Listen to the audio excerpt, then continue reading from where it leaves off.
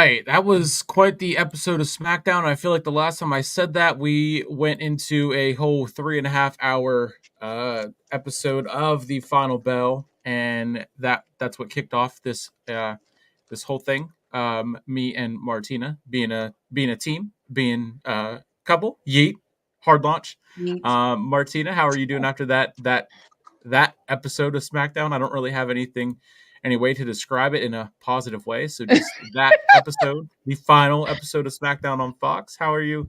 What are your Um, immediate thoughts and reactions to it? I am unentertained, unsports entertained. How are you? Yeah, same. I got more of a jolt because I drank my third energy drink of the prime energy of the day than actually having watched SmackDown. So that pretty much sums it right on up. I mean, kicked off the show with once again with Cody Rhodes, and the first 26 seconds, 30 seconds that we see, it was just him welcoming back Michael Cole. So he knows how to get a cheap pop and Suck and, up. and work the crowd there. Then of course that went into him doing his promo, and of course I'm sure he said, "What do you want to talk about?" I mean, you see it right Confident he there, did. and he looks like he's either about to he looks like he's about to cry, or just know that he's going to get away with another win there next week on SmackDown as he defends the WWE title against Solo in a steel cage match. So that is the door for the return of our tribal chief. So that was fun. Absolutely, OTC coming back. Cody Rhodes wanted Jacob, but is getting Solo. And that was made official by a general manager, Nick Aldis. Cody Rhodes and Solo Sikoa for the WWE title in a steel cage match next week on USA. And then that rolled on into Tiffany Stratton was backstage with Pretty Deadly in the dressing room. And I guess they were talking about how she almost cashed in or was teasing to cash in or whatever. Last week on SmackDown, and then of course we had that match, Bayley versus Tiffany Stratton. It was a good opening match. Was a little weird with the pacing and everything. It seems like they had time, but at the same time, it was just everything felt so rushed in the first hour, and then once it hit like that second hour part, it kind of slowed down, and then it was just kind of back and forth with crazy segments. So what did you take away from Tiffany and Bayley and Nia Jax coming out and then seemingly costing or leading not Tiffany to losing against Bayley? I'm not gonna lie to you. I was very zoned out during a lot of these matches because it was I don't know, it's hard to pinpoint, but it was just some missing like an it factor this episode. It was I think I mean, it was I guess maybe my expectations were too high. Maybe I was expecting to just be just like absolutely wow this last episode on Fox. I thought they were going to throw all kinds of things at us. And I mean it was not terrible. Like during that match, I'm not going to lie, I was not as wowed as I thought I would be. But we as far as Tiffany cashing in, I feel like they're just stalling till she cashes in. Kind of like we're stalling with Cody and heel turns, and it just feels like we're waiting. Like everything feels like it's waiting for something else. I don't feel like anything Yeah, is really happening. It's just yeah. delaying for something greater. But it was nice to see Bailey return. That was a good match. But yeah, it's just so much going on there. We got Pretty Deadly and Tiffany, and then that they're eventually going to turn on Naya, and we're just like counting the days till that happens, and wondering will Bailey have kind of an alliance with someone new? Because we know in the past like she's had um most recently it was like not Tiffany, Naomi that was Yeah, helping her sometimes yeah. when they would gang up on her. I don't know who might we see, we of course she had damage control. Do we see her align herself with somebody new this go round? I mean, it'd be crazy, but we do know that Charlotte is got to be back at some point. She's going to come Hmm. back to SmackDown. So, I mean, they have history. Don't know what. I mean, it's always hit or miss when Charlotte comes back. Can she come back and actually be a face? Can she come back and get a pop and then do what she does best and go right back to being a Flair, the Flair that she is, and immediately is like, inserting herself into the title picture and getting a title, and then right away, and then I don't think they're going to do that. I don't think that's how they are going to. I don't think that's how Triple H is going to go about booking Charlotte Flair. Um, so maybe Bayley and Charlotte Mm. reunite, and then Bayley feels a certain way, and I know that would be kind of a quick, heel turn again for Bayley, since she did just turn face and everything like that, and she's still kind of getting crazy pops with the crowd. But I mean, that would be my first thought in the sense of who could partner with Bayley, just because the rosters seem like they're pretty much set, and Damage Control kind of burned all the bridges on SmackDown and did the same on Raw, and I don't know if Bayley has any other friends left besides Naomi. She's in the mix with Jade and Bianca and doing whatever that is, and she's on speed now. So who knows next time we're gonna see her on TV. I know. That's true. Even though I do want to see Charlotte return, I do. But I like her as a heel. I like heel Charlotte. I like heel Randy. I like heel everyone, honestly. But I feel like she's more threatening. Like she's a vicious heel. Like Yeah. she's ruthless. She will Yep. take you down. She does not care. She's Yep. tough. And so yeah, and especially since that last go round before she got injured, she was a face. I do feel like she's gonna come back as a heel. I hope she does. But yeah, that is a good thought that she could be someone that she could partner with. Like you said, they've got history. That was why I did the four horsewomen, and we've got two of them are gone. They're the only two left here in WWE presently on our screen. So Yeah. Yeah. we might Yeah. see it. As of now, yes. Right. Becky remains unsigned, I guess. Nothing crazy has dropped in the sense of Becky re-signing with WWE. Shayna Baszler did re-sign with WWE today. I did see that earlier. Bret Hart will be on Raw, so he must have worked out an agreement with WWE and coming back to Raw for the season premiere. Next week on SmackDown, we do have A Town Down Under versus Kevin Owens and a mystery partner. So that be Kevin Owens and Randy Orton. Randy Orton coming back from Raw in his time over there facing Gunther, and coming back to SmackDown where he did originally sign back in November after his return to Survivor Series. We have Andrade and Carmelo Hayes 5. So it seems like they definitely are doing the best of 7. Given that we do have less than, well, just about a month until Bad Blood. We could see their 5th match next week, and My then goodness. the next week they don't have the match, and then they do the 6th one on the 27th, and then that sets up that 7th match for Bad Blood, and hopefully My goodness. hopefully there's stipulations added. But I you know, I thought tonight they were teasing for a triple threat. The mhm, way it was, LA Knight, Carmelo, and Andrade. yeah, I was hoping maybe we'll spice it up with the triple threat, but they didn't say that yet. So yeah, maybe we'll yeah. get a triple threat at Bad Blood for the US title. That could be That fun. would be if they do 5 next week, 6 the following week, and then 7 before Bad Blood, then they could have the winner go on to face LA Knight, and then all of a sudden, we can they can illogically just work their way into a triple threat. Carmelo Hayes did come out and step to LA Knight, of course, first, and then Andrade came out. So they could still go that way. But as of right now, as of next week, we're going to get Andrade Carmelo Hayes 5. And then also next week, we are getting Cody and Solo in a steel cage match for the WWE title. Someone on Twitter commented on this post from Corey Hayes. Bianca and Jade, they have a tag title match on Raw, so they will be on Raw Monday alongside Bret Hart in Alberta, Canada. Hmm. Okay. Well, man, Raw is just looking better and better and better. Man, I'm like, Roman, I'm sitting here looking at my schedule. Like, can she rearrange her schedule? Can it be done? It needs to be done. There's so many reasons for me to watch. They heard me, man. They heard me saying like, "Oh man, I don't really like Raw like that." And then they had to bring out the big guns. They brought Bret Hart back. I'm like, doggone it. Now I might have to figure it out. Oh, that's gonna be good. It better deliver. It better, man. they better make Raw extra good, especially after this very mid SmackDown, which is so crazy. It's crazy that it was so mid because we had the big guns, like we had the Bloodline, we had LA Knight, we had Tiffany the Stratton. Bloodline, we had LA Knight. Tiffany Stratton. Did you say something?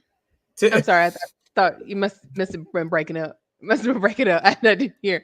We had Chelsea Green. We had Nia Jax. We had the women's champion. You know, we it keeps breaking up over there. I think it's stuck. I think it's stuck. Hello. I think your screen is stuck.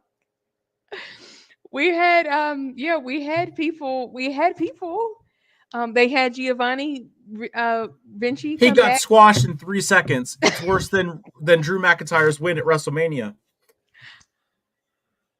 These low blows. I wasn't ready. I'm uncaffeinated. Have mercy. Goodness. It was, yeah, poor. Well, then they do have Drew on Raw. Yeah, SmackDown. Yawn. I think honestly, I'm just gonna blame Cody because he started off the show and he's a champion. So this has got to be his fault somehow. It started with him. He's the champion. I'm just gonna blame him. He got started out on a mid note. Yeah, it's got this is his fault somehow. It's true. When the football team loses, you got to blame the quarterback. He said he was the quarterback. We didn't say that. He said that. He said, and I quote, QB1. Mm-hmm. Okay, so yeah, that's Facts. right. When the team loses, you blame the quarterback. Exactly. Yep. He's the face of the company, even though Bloomberg didn't say that. You know, Bloomberg said Roman Reigns is the number one box office attraction in WWE. But you know what? We'll just if it is his fault, then you know, I mean, if he is the QB1, I'm trying to find it to see if he had any more ignorant additions to his bio. You go ahead. I'm gonna go do some research and be nosy real quick. All right. So Oh, yes, now that he went just from. has. Oh, Oh, I'm sorry. Now go he's ahead. just changed it to the word quarterback. Just quarterback. That's it. So that Okay.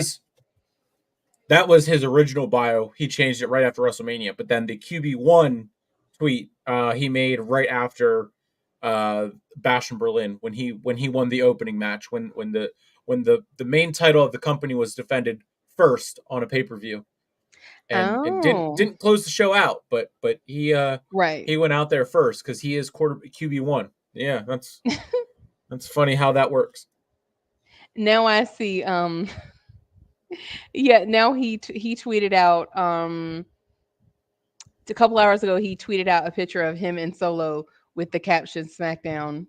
And then yeah, so nothing that moved the needle. Mm. Nothing that moved the needle for this evening. In fact, I would say it was the Bloodline that did that because shoot, at least they got me interested in that 8-man tag team match. You know, I was interested in that. But yeah, SmackDown, I feel like they did the best they could with what they had, but it just felt like it was at some points it was dragging and at other points it was moving way too fast. Like that whole segment, like we said, like Giovanni lost in 2.7 seconds. Then they like pshoo, backstage to the ladies, and then Yep. pshoo, like it was just I was like, what are we doing here? It's a lot going on in a very short amount of time. So Yeah, yeah, yeah. it went from Nia Jax and Tiffany Stratton with Pretty Deadly there, talking about what went down at Bash in Berlin. If she was going to cash in, if she wasn't, if she was there to help, if she wasn't, whatever. Then that led into their match, Bailey and Tiffany Stratton, and yeah, I was breaking up, right? It was Tiffy time. We had Tiffy time. We had Tiffy time. Nick, I think your screen is frozen again. It's so strange. Maybe you need to leave and come back. Your screen is so weird. Your screen keeps freezing on you doing that weird watch thing. I'm sorry. Stream on stream or your acts Oh. up sometimes. That went into the backstage segment. We had Kevin Owens looking there at the Oilers, the mural or trophy case, I believe it is. And then Grayson Waller, another more in theory, teasing that breakup, that split of their tag team. Even Michael Cole was like, "Why are these guys still a team if they're in a triple threat and everything?" Izzy is give me one second. Talk to the people while I go take care of this lovely dog of mine who acknowledges everything at the wrong time. I'll talk to him. Alrighty, guys. So yeah, we're just kind of going over the pacing and what was going on SmackDown. Tell me y'all's thoughts too. It's a little quiet. Don't be shy. A little quiet, but you guys feel free to let us know your thoughts about SmackDown. This was their last episode on Fox, which was interesting. Oh, hey, Brooke. Hey, girl. Hey, girl. Hey. Thank you for being here. You're right on time. We got Brooke joining us. She's our. You missed it, girl. You You didn't ain't miss miss anything. much. You ain't That's miss much. that's what we were just saying. You did not miss anything. It was very mid. Um, if I were Fox, Fox was either just trying to get rid of him or they just gave up and just said, you know what it is, because it was very lackluster. I thought we were going to go out with a bang, but not so much. It was just hard to get into it because it was a lot going on, but not much at the same time. If that makes sense. Yeah, it was a lot of back and forth of just nonsense almost. Yeah, Uh, yeah. From where we were at before, Izzy decided to just bark for fun, and then she went right back and laid down.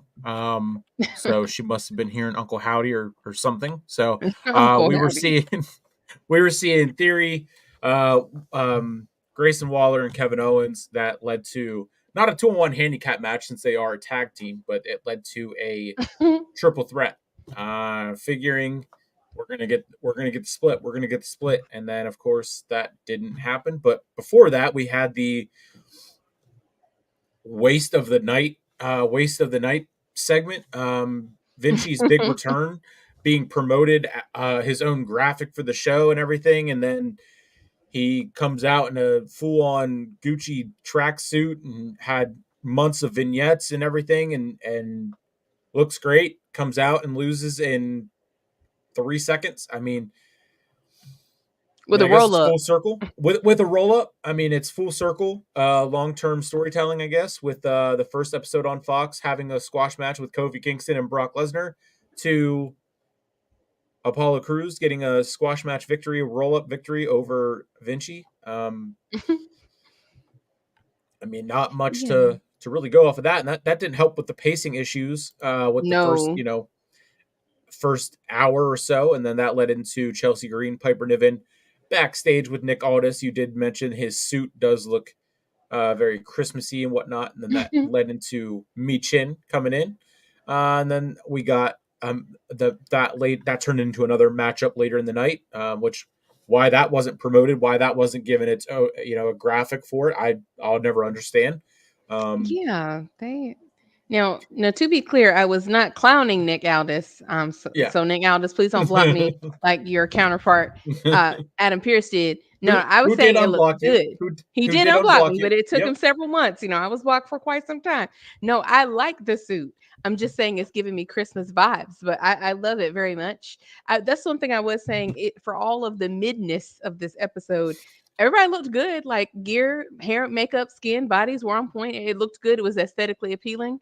But it was just that the pacing was a bit strange. But like I said, though, at this point, it's unfortunate that it kind of feels like who we're seeing on our screen is kind of being overshadowed by who is not there. Like we Yeah. mentioned Charlotte, we mentioned Roman, we mentioned Becky, even we mentioned the anticipating Raw with Bret Hart, and Yeah. you mentioned Jade and Bianca going to be over Yep. there, and that's true, they weren't there because they're normally on SmackDown. Like, is Randy going to come? Like, it was so much anticipation or questioning who is it there that it was kind of hard to give that attention to who's on our screen. Yeah. So that is unfortunate. That's not really anyone's fault. I feel like they kind of set themselves up for that. And the fact that they didn't pull the trigger on anything, like that, like we said, they didn't pull the trigger on Kevin turning on Cody. They haven't pulled the trigger with Randy turning. They didn't pull the trigger on Waller in Theory. It's just a lot of win, you Yeah. know? Yeah. Yeah. Yeah. And that's been SmackDown the last couple of weeks without Roman. Roman came back, and then it was like, okay, we're getting somewhere. We're getting back to the old days and normal, and then all of a sudden he leaves again, and takes a vacation for 2 weeks and he comes back and SmackDown sucks. It's almost as bad as Raw, Almost as bad as Raw. as he said way back when with Jimmy Uso sitting on his couch drinking his water. Is he off the injured reserve list? When is he Not gonna do yet. something? Apparently not yet. But that led Yeah. into not only Miss you, Jimmy. Jimmy sitting on his couch, but Carmelo was sitting in his dressing room getting his hair cut for the eighth week in a row, adding 12 more ring Replays. lights.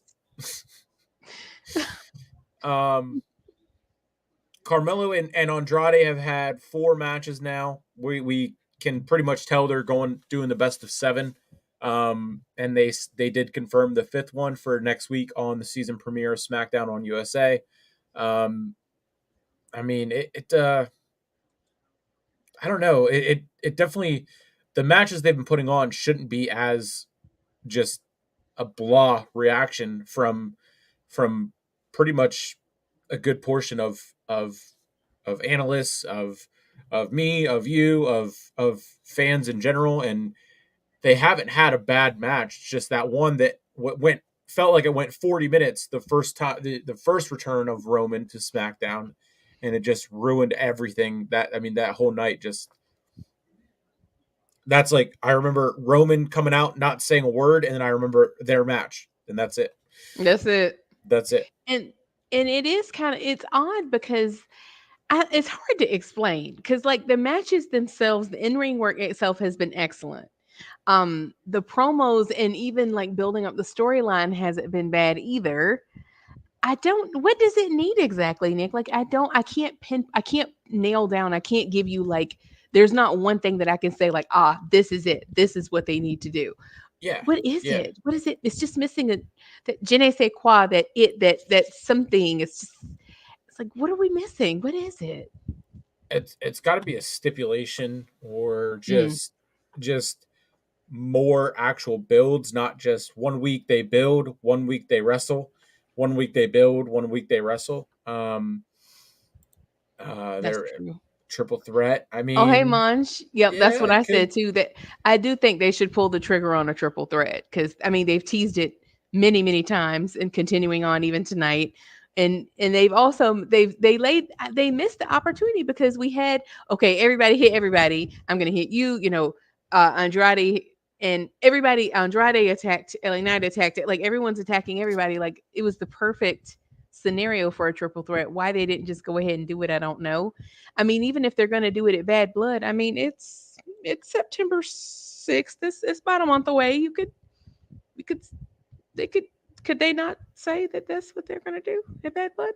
Yeah, and that, I think you guys are right, with with saying the triple threats the way they're going to go, and I was kind of mapping it out there just in my head and talking out loud, and I mean the third. So we're getting the 5th match next week on the 13th, and then they could do 5, 6, and 7 and have the best of 7, or they could.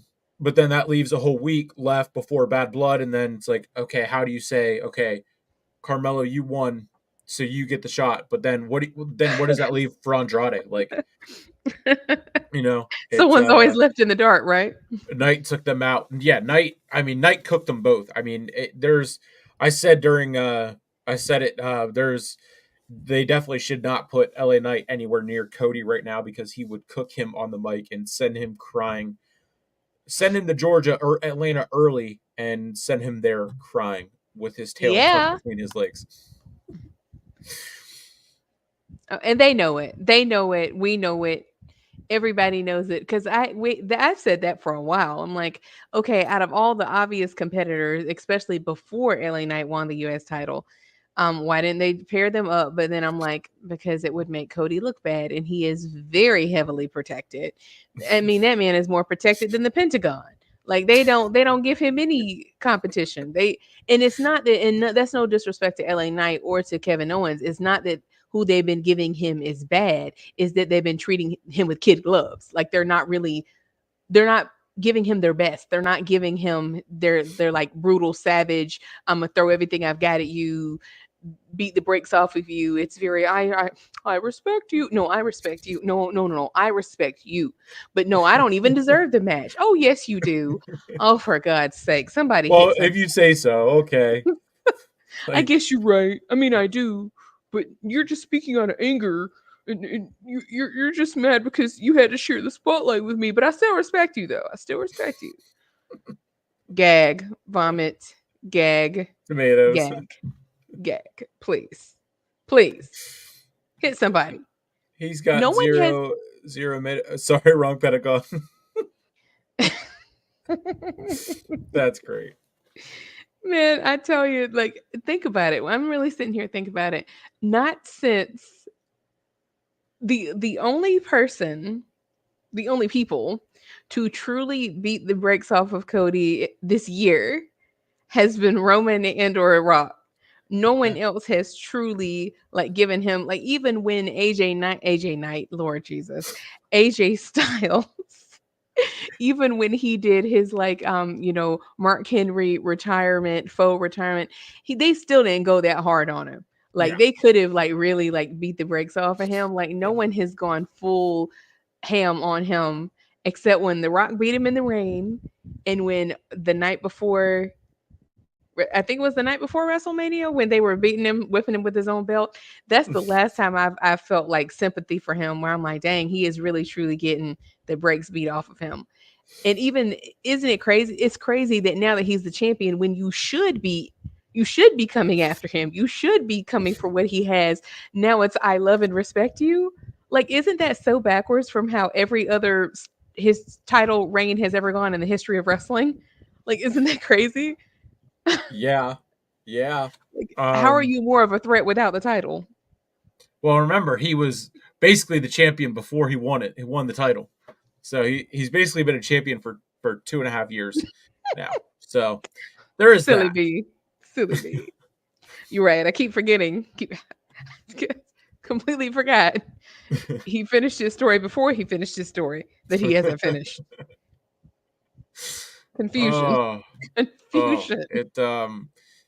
yeah, the only thing, I mean, yeah, just from the from the minute and 37-second promo that we got from LA Knight before Carmelo Hayes did come out and interrupt him. I mean, LA Knight right now could cook anyone. That, I mean, I could see the United States title main eventing a pay-per-view before the WWE title does. And it goes back to what we said about give Roman any other title. Give him the speed title, like London said. Give him the Intercontinental title. Give him the United States title. Give him the 24/7 title.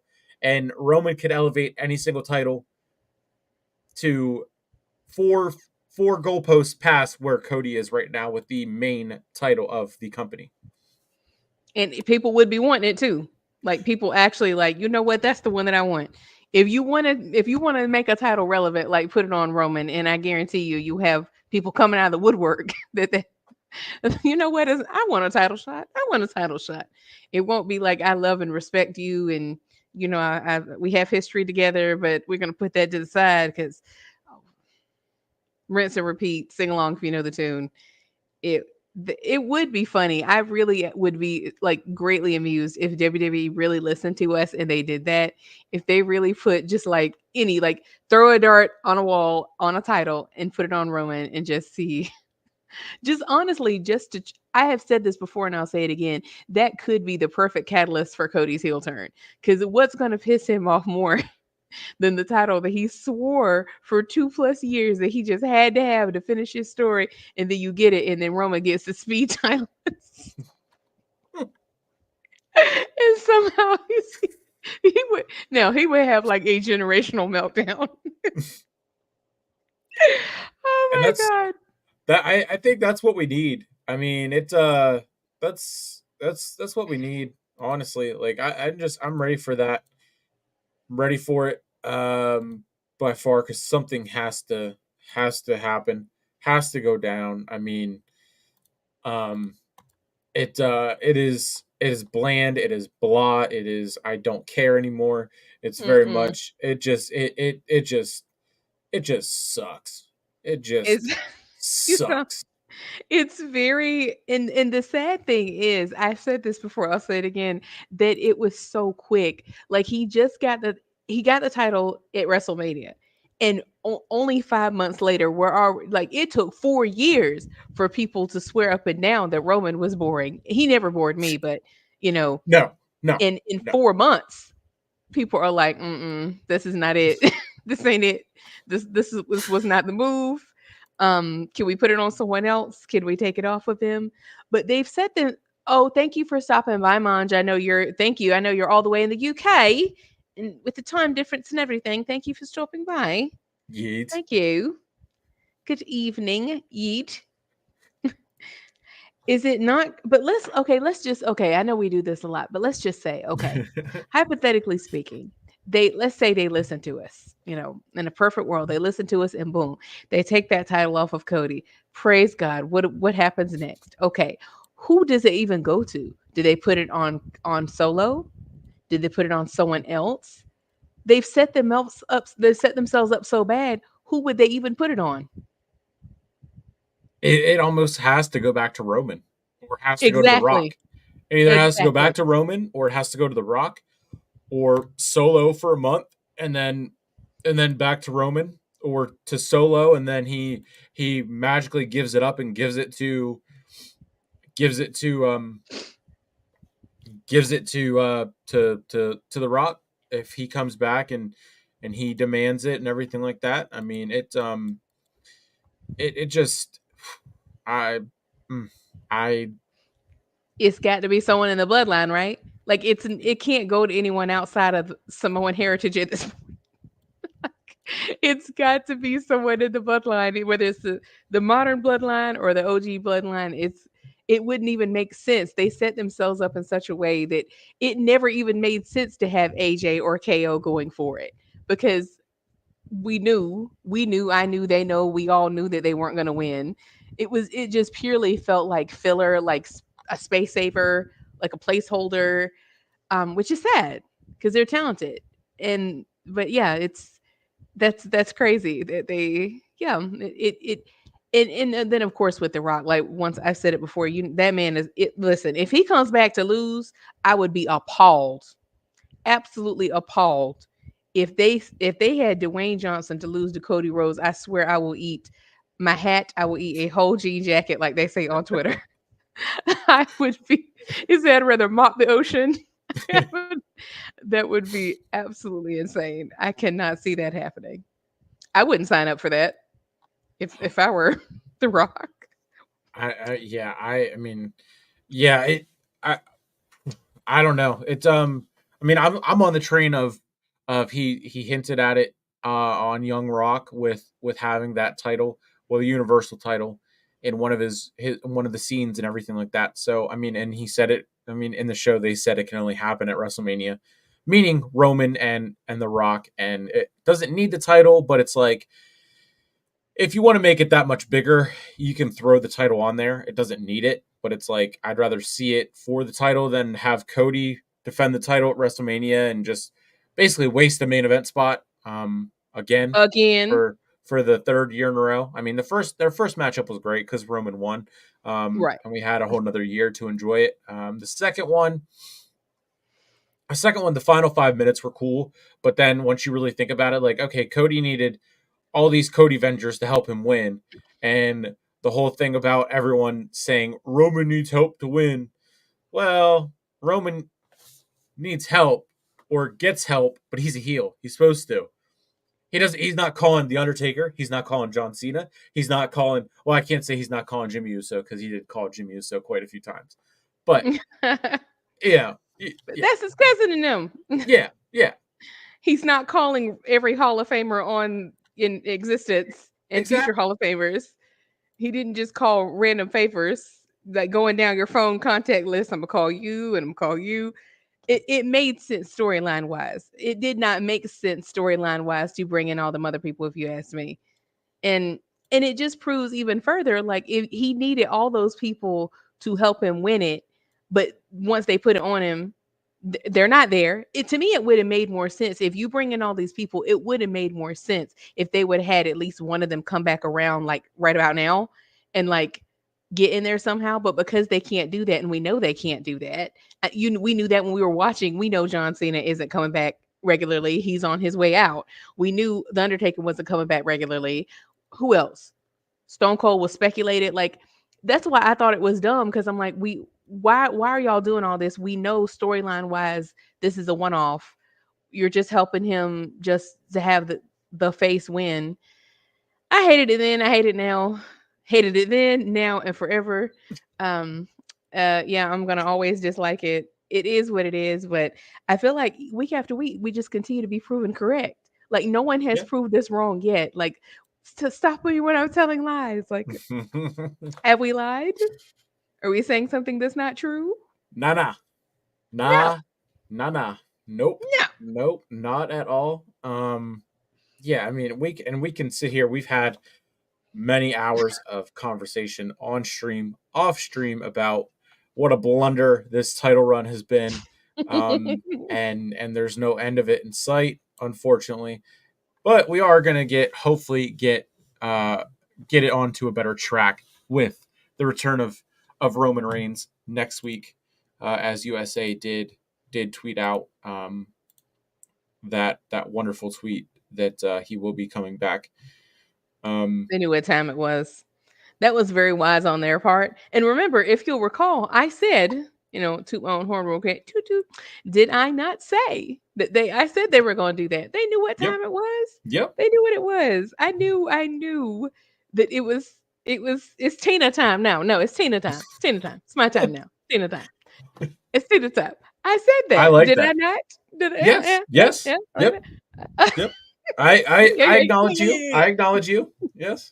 I said they knew what it was, especially after yesterday. You know that I know that they know that they saw that Bloomberg stream, and those. If you didn't see it, guys, please go back and watch the replay of Paul Heyman and Roman Reigns at that Bloomberg Power Players New York event. The comments were cracking me up. Like, you think we're fans? The comments were wild. I think it was a mixture of real people and bots. The comments, people were cussing. People were like, where is Roman? What the F? Where is this? Where is Roman? Because it got delayed several times. But it's definitely worth a watch. But yeah, I could tell, because mind you, this is Bloomberg. This is not a WWE event. Like, people, you had to go out of your way to seek to watch this. And yeah, I saw something that it was like one of their most watched events. Like, they know what it is. You know that USA was like, you know what? Send that tweet out. The people want to see him. Go ahead, see, as if they didn't already know that. But we again, we just the numbers don't lie. They just I think sometimes it's more interesting who was not there. I heard some people saying that too. They're like, isn't it interesting that regardless of who your champion is, when they needed someone to represent WWE, who did they call? Roman Reigns. And Paul Heyman. That says a lot. That speaks volumes right there. And they got the job done. So, with or without the title, I think that's what really is burning a lot of people up, that they cried and cried and tweeted their little hearts out to get the title on Cody, and they got it, and it's like it didn't make much of a difference. Like, yeah, you got the title, but you're not the OTC. You got the title, but you're not doing champ things. No. You No. can look Not like the champ. You can try and act like the champ, but you ain't the champ. You the chump. no. Dang, not the champ. You the twos. And we the one.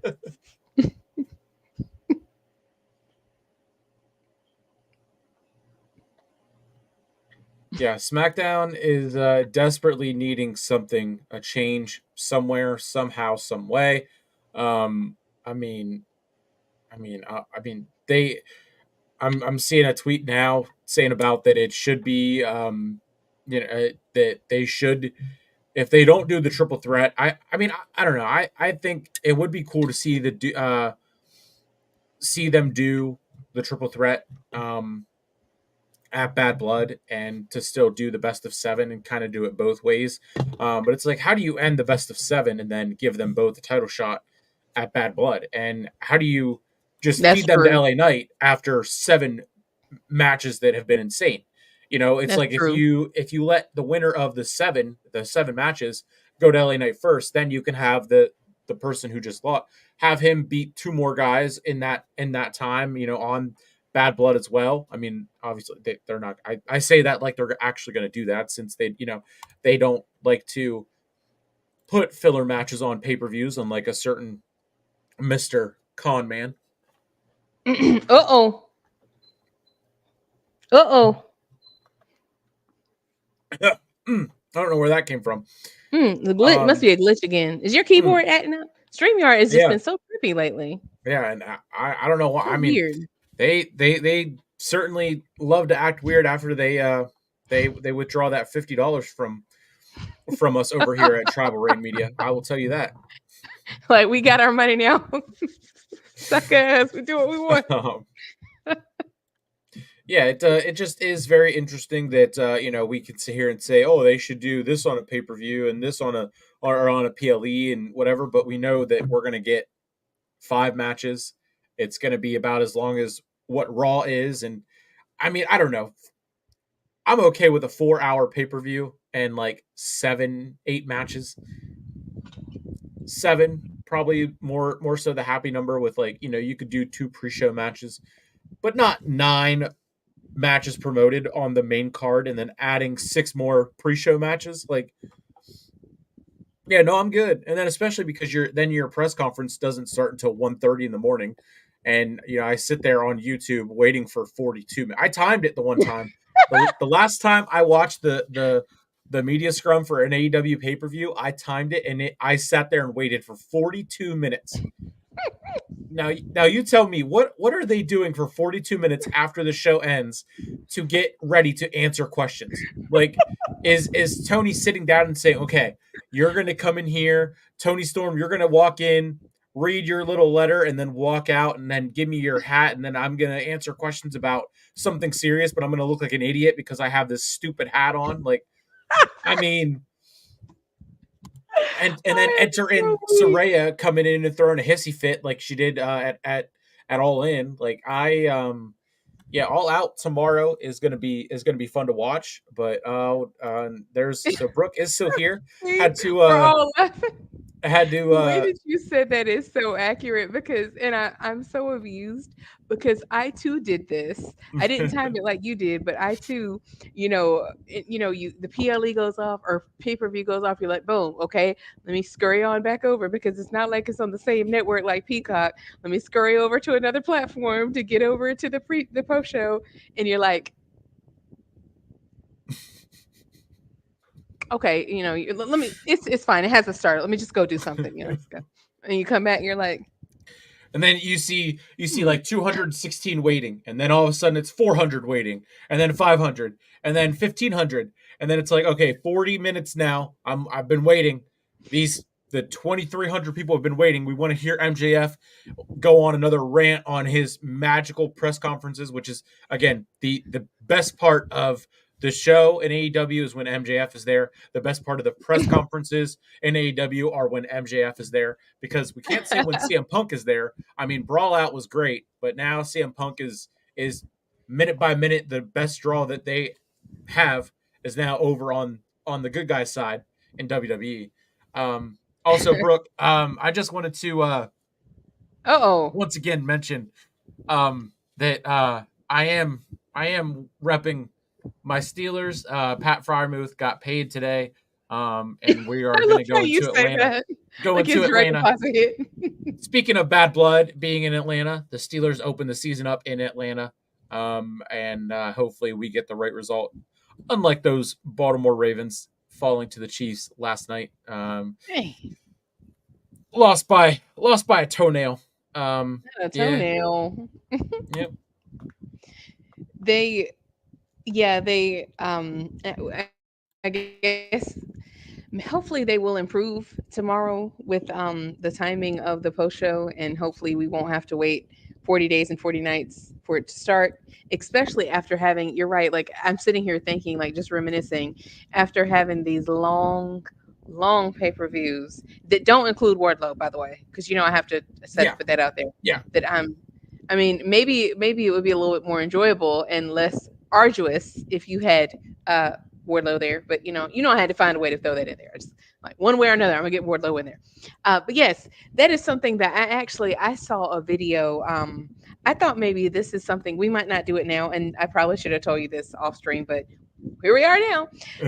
There is a creator that I found on YouTube. I'm trying to remember his name. He has some really good breakdowns of a lot of the very same things that we're saying.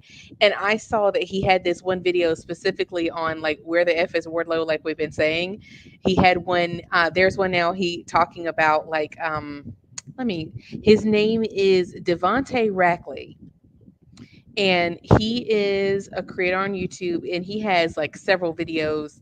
He's talking about, like we were talking about, Chris Jericho, talking about Tony Khan and AEW, like you were just saying, talking about CM Punk, like you were just saying, like basically a lot of the same topics we talk about, he hits on. And he had a Wardlow video that I want to react to because he made a lot of very valid points. So I digress. That I think maybe another post show we can talk about some of our grievances with who is it there and where they are and such and the like. Yeah. This. We specialize in the Cody slander, but I'm always up for AEW slander and poking fun at the rich boy who just a year ago was in fear for his life, My um, God. and had to fire with cause the biggest, the minute for minute draw that AEW has ever seen. So I mean, imagine that. I couldn't even relate, because we know that Roman is never going anywhere. And I saw a video pop up on the old timeline. The It was a clip from right around when Red Notice was coming out on Netflix with speaking of the pastor. Why was he calling out? Mr. I love you. I love you because he's suicidal. He loves getting whipped. He's trying to scratch that itch. It's been a long time since he got whipped, and he's like, "Man, I just really need a good beat down. I'm really trying to bleed." And I feel like this was his way of getting closer to that. Yeah, that I mean, because why else would you call out a man who headbangs and walks around like this? Why else would you do such? he's trying he's trying to maintain that forever underdog. Like, I'm your champion, but I'm still the underdog. I'm a fighting champion, but don't forget, did I mention that I'm underdog? And I respect everyone. Yeah, girl, he's trying to get beat down. Cause why else would you, Nick? You're a man. Would you call out Jacob Fatu? Would you call out? Would you call No, out no, Jacob Fatu for any no, other no, reason other than no, to get beat? no. I'm acknowledging that, werewolf. No. You've been seeing those memes go around where it's like the months of the year and a wrestler for each month, and they're like, you whoever has your month, you have to challenge them to a match. What you doing? And I swear every one of them is like always Jacob Fatu. It's always Jacob Fatu for January, and every time I'm like, nope, I want no smoke. No, sir. I acknowledge you, sir. You might not be the tribal chief, but I acknowledge you nonetheless. I want no smoke with Jacob Fatu. Those always crack me up because it's just really funny to see what people say. I feel like the people who have Cody are always like, nah, I don't even want it. No, I'm good. No thanks. Imagine being the champion and calling someone out, and then them not even answering, but someone else being like, "Nah, nah, you're not going after him. You're going after me." And then Cody just, "Okay, all right. I'm just happy to be included." Like a puppy. I'm just happy to be included. It very much is like watching Libby and Willow. It really is.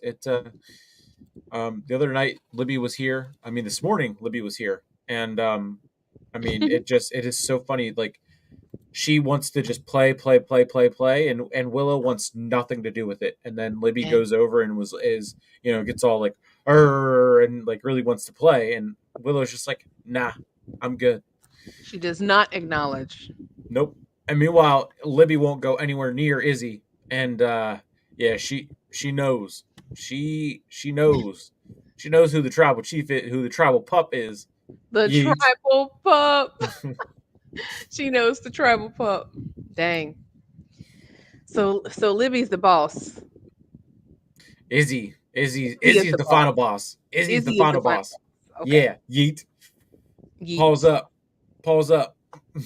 Solo is facing the Senator. Yes, in the next week on the season premiere on USA for SmackDown, we're getting Senator Rhodes and Solo Sikoa, the Timu Tribal Chief, in a steel cage match. Not a lights out. Uh, what do they call unsanctioned lights Like, out steel cage match? Which I still don't know what that means. I'm trying to figure out Um, what made them make it unsanctioned when they've had several matches already. I'm like, why is this one unsanctioned? Why? What? I'm trying. Sometimes I struggle with their logic. Like we're well, I mean, I guess after you drink somebody's blood, it's hard to follow up with that. So I guess they're like, you know what we do at this point, there's gonna be bleeding. It's gonna be wild and crazy. So I guess they're like, it doesn't really matter what we call it because you're gonna get bleeding and tomfoolery anyway. So they're like, you're gonna get what you get. yeah, it And I gotta look at that card. Oh, wait a minute. So what's it called? Rampage should have just wrapped up, right? I wonder, did they add any more matches? Because that they is did. yeah, They that is did. very very true. Let me see. I saw on because I believe Collision. So Collision went head to head with with um with SmackDown tonight, Hmm. and it looks like right now. So they're at 8 matches. You mean Uh, Rampage, right? for yeah, Collision was head to head, and then Rampage was after Collision. So they taped Oh. Collision or taped Rampage. They did too many, too It's many too many words, names, right? Too many too many names. words. I've been up since 4 a.m. On my third energy drink of the day. Uh, so they're doing that It because is. It's a Roman's going to be lot. there. Yes, Yeah. that is to get back on the train of thought. Um, Take your yeah, time. Take your time. Collision went head to head with SmackDown, and then they did Rampage after. And I saw a video on Twitter of people leaving immediately after Collision was over. No. Yeah. Oh, dang. That's terrible. People are crazy though. Like, not even being an AEW hater. Like, if I paid to see something, like if I bought tickets and there was still something afterwards, I would stay. Oh yeah. Like, I'm already there. I paid to Yeah. be here. Why are people Yeah. leaving? That's so weird to me. I mean, if it's included, like they don't have to pay any extra, right? Like literally all you have to do is stay in your seat. That's crazy to Yeah. me. That's so weird. So also, according to Wikipedia, and this kind of goes into what why what I had said about or what was my prediction of it, which was why they were doing the lights out. Um, Swerve versus Hangman Adam Page will main event All Out according to Wikipedia, um, and it is a unsanctioned lights out steel cage match. So that means concept or gimmick matches in the jargon of the business. Okay, yeah, that doesn't really help I was me. gonna That just say, gives a basic one. All right. So a I'm variant gonna of a listen to you. hardcore match is a non-sanctioned match, unsanctioned match, or lights out. In addition to the match not having any rules, the objective is being and achieving pinfall or submission anywhere the match is not officially recognized by the promotion, such as in All Elite Wrestling, where the match does not count towards a wrestler's win-loss record. In kayfabe, the match is sometimes used when a wrestler is injured at the hands of another wrestler and wants revenge but cannot medically cleared, thus agrees to a non-sanctioned match where the promotion is not held liable for injuries during the match. So that I don't see how they've reached that because they're not neither one of them is hurt. So it's like why would they just go that way and not just have the steel cage match like that? They're doing too much. Yeah, if no one's injured, Like I'm listening to what you're saying, but now I have even more questions than before. Like, is someone injured? Like, Yeah, yeah. And then under that is the death match, which they've already had. So it's like, right. how do you top a death match with just a an unsanctioned steel cage match? That's what I'm saying. Exactly. I get, maybe did they just jump the shark with that one, and they're like, well, you know what's more than a death match? Like, what are they gonna do now? Remember? Do you remember when Moxley had like an exploding barbed wire? They just did way too much. It was like Yeah, exploding barbed wire death match, yeah, cage match.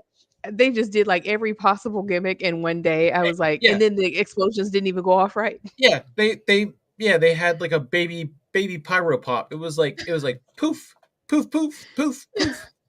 Like And even Moxley was like, what is he's over here this? bracing for cover, about to, probably they probably needed it to be bigger than what it was, so they could write him off, and he finally could have taken the vacation that he's been putting off for the last 3 years. Renee was sitting backstage like, come on, just come on, we're our flight leaves in flight leaves in 4 hours. Tony, wrap this up. Let's go. Come on, write him off, and then Wrap it poof, up. poof, poof, and then it was, yeah. My eyes are watering. Pew, pew. So as of right now, I mean, we pretty much went over all of SmackDown, previewed SmackDown for next week, the season premiere. Triple H did just tweet thank you to Fox. WWE on Fox ultimately probably sent out its last tweet saying thank you WWE Universe #SmackDown. So I see them, their that account not being used anymore. Thank Um, you.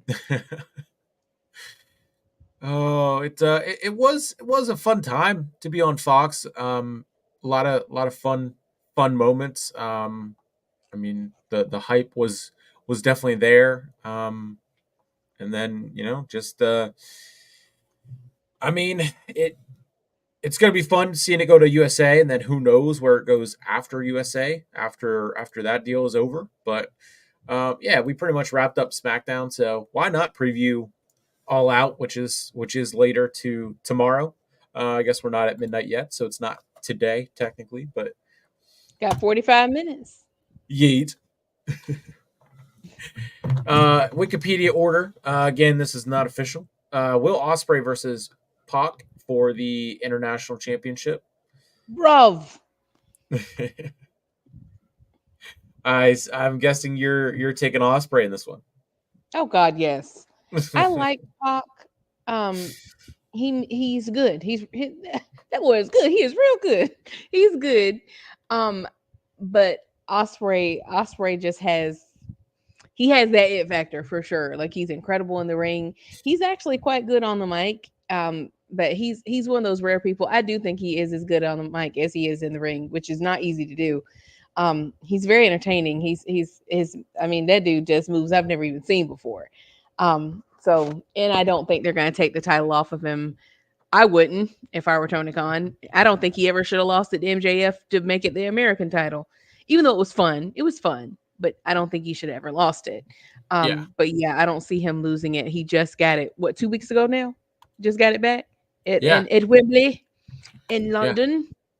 So yeah, I definitely foresee Osprey retaining Broth.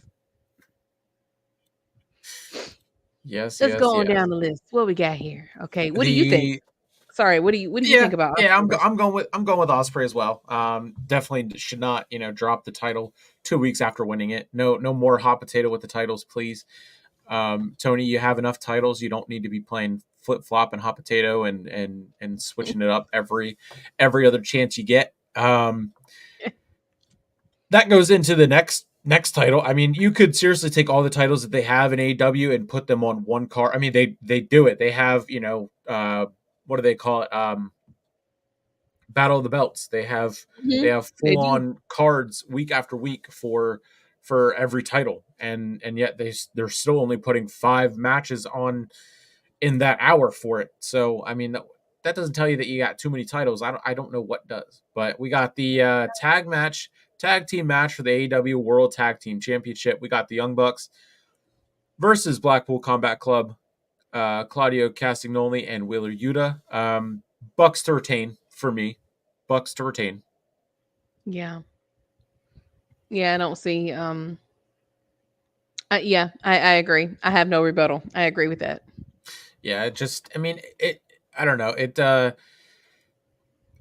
Claudio he kind of had his moment whenever he came over to AEW, and I was watching their Unrestricted podcast where they did break down All Out and everything, and they talked about the 2021 the debut of Danielson and Adam Cole, and I to think that it's been 3 years since Adam Cole debuted, came over to AEW, and then all of a sudden he hasn't been seen since. He's been seen once since December of last year. Like that is crazy to me, especially because they were the peak and hype of where they were at with MJF and Adam Cole, what they were doing, and then he went and got hurt and then came back and then seemingly was written off yet again. Like I'll never understand it until we actually see something come out of that. But I mean, Wheeler Yuta, like, what is the Blackpool Combat Club even really doing?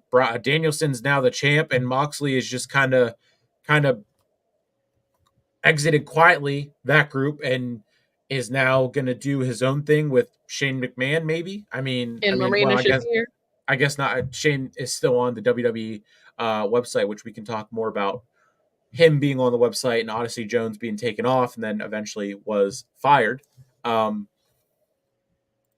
that goes Yep. into the Chicago street fight of Willow Nightingale and Chris Statlander, which is another one that they talked heavily on in what this rivalry has become. And Willow did get the win at All In, so she got to pick the stipulation for All Out tomorrow night.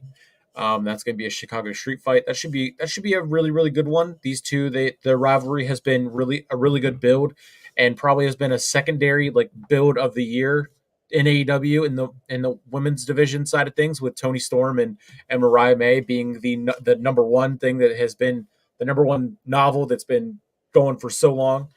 Um, I This one's tough, but I want Statlander to win, but I see Willow taking the win. I see it too.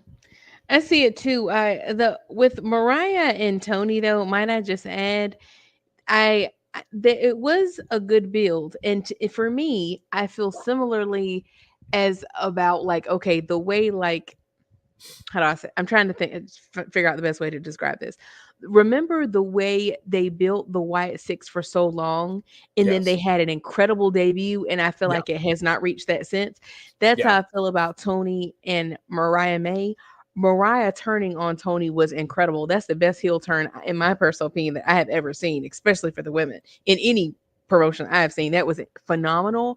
But it's like they haven't been able to get back there since, because their match at All In, it was good. Like I knew Mariah was gonna win, but it still did not hit that level of just like, like I can't even describe it. It was Yeah. just so vicious and dastardly. And Mariah is very good. Like I think she's a much better heel than she is face, but it's like they haven't been able to reach that level of raw since then. Does that make sense?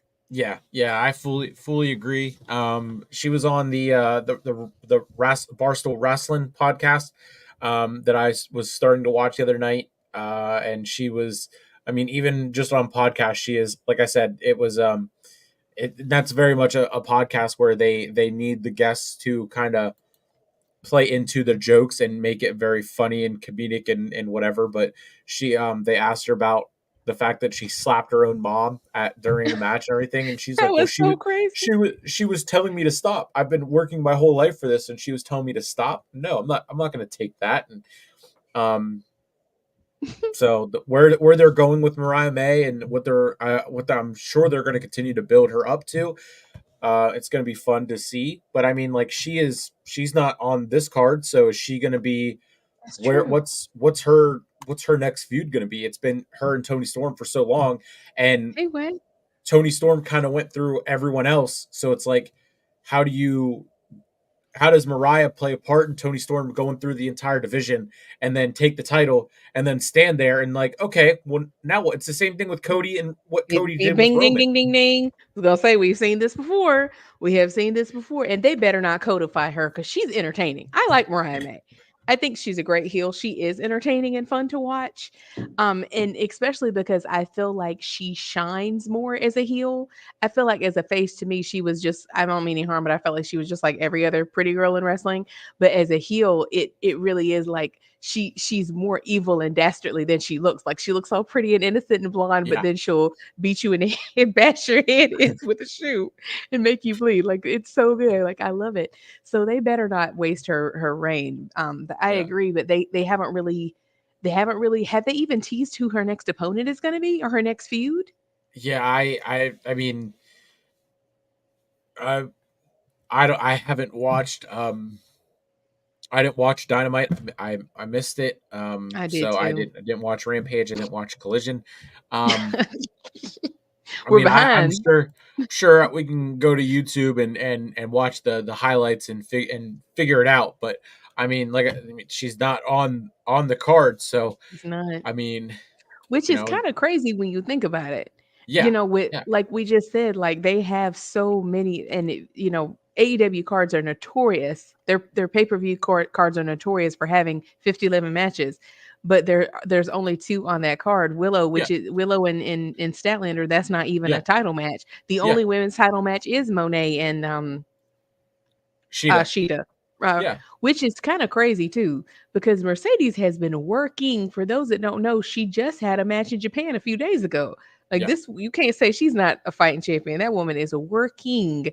That I'm surprised because of that. I'm surprised they wouldn't put Mariah on this card. That would have made more sense, but yeah. nevertheless, here we are.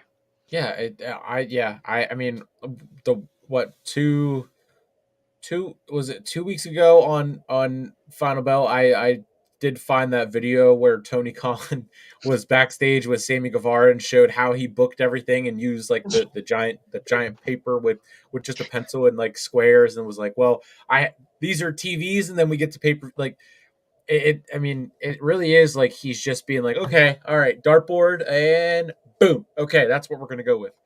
I think that works. Let's do that. I like that. Let's do that. Yeah, yeah, yeah, yeah, yeah. Let's do it. Let's do it. And somehow he ended up with Okada versus Mark Briscoe versus Orange Cassidy versus Takeshita for the Continental Championship, which again I thought Unique. I mean Okada has one title and I thought that the whole point around them introducing the Continental Championship was to create wrestling's modern day triple crown, meaning they all three titles were going to be held. It was or no, that still wouldn't be a triple crown because there was only two titles. Kingston had two titles, and then he just made a third one to say it was a triple crown. And I don't yeah, everything about just adding a random title. I mean, it just Hmm. the fact that WWE didn't even like add title after title. I mean, the 24/7 title was stupid. It was Yeah. awful. It was horrendous. It was dumb. It I was hated it. peak corny. It was cringe. It was Very everything about cool. it. But I mean, it was still entertaining. It's not entertaining to see a new title show up every year and then all of a sudden it change. And the same thing with um with the international championship. It was uh the not the intercontinental but the inter European? something. Was it the European or was it Are you saying like the WWE equivalent or something similar? yeah, I think whenever of like the when European title. yeah, whenever they first introduced it, it was what did they call it? I do understand what you're saying. When they first introduced it, they did call it something else. They called it wasn't intercon we might have to Google it. You're right. It wasn't called intercontinental. It was called something else. Or not International. international. It It is was international.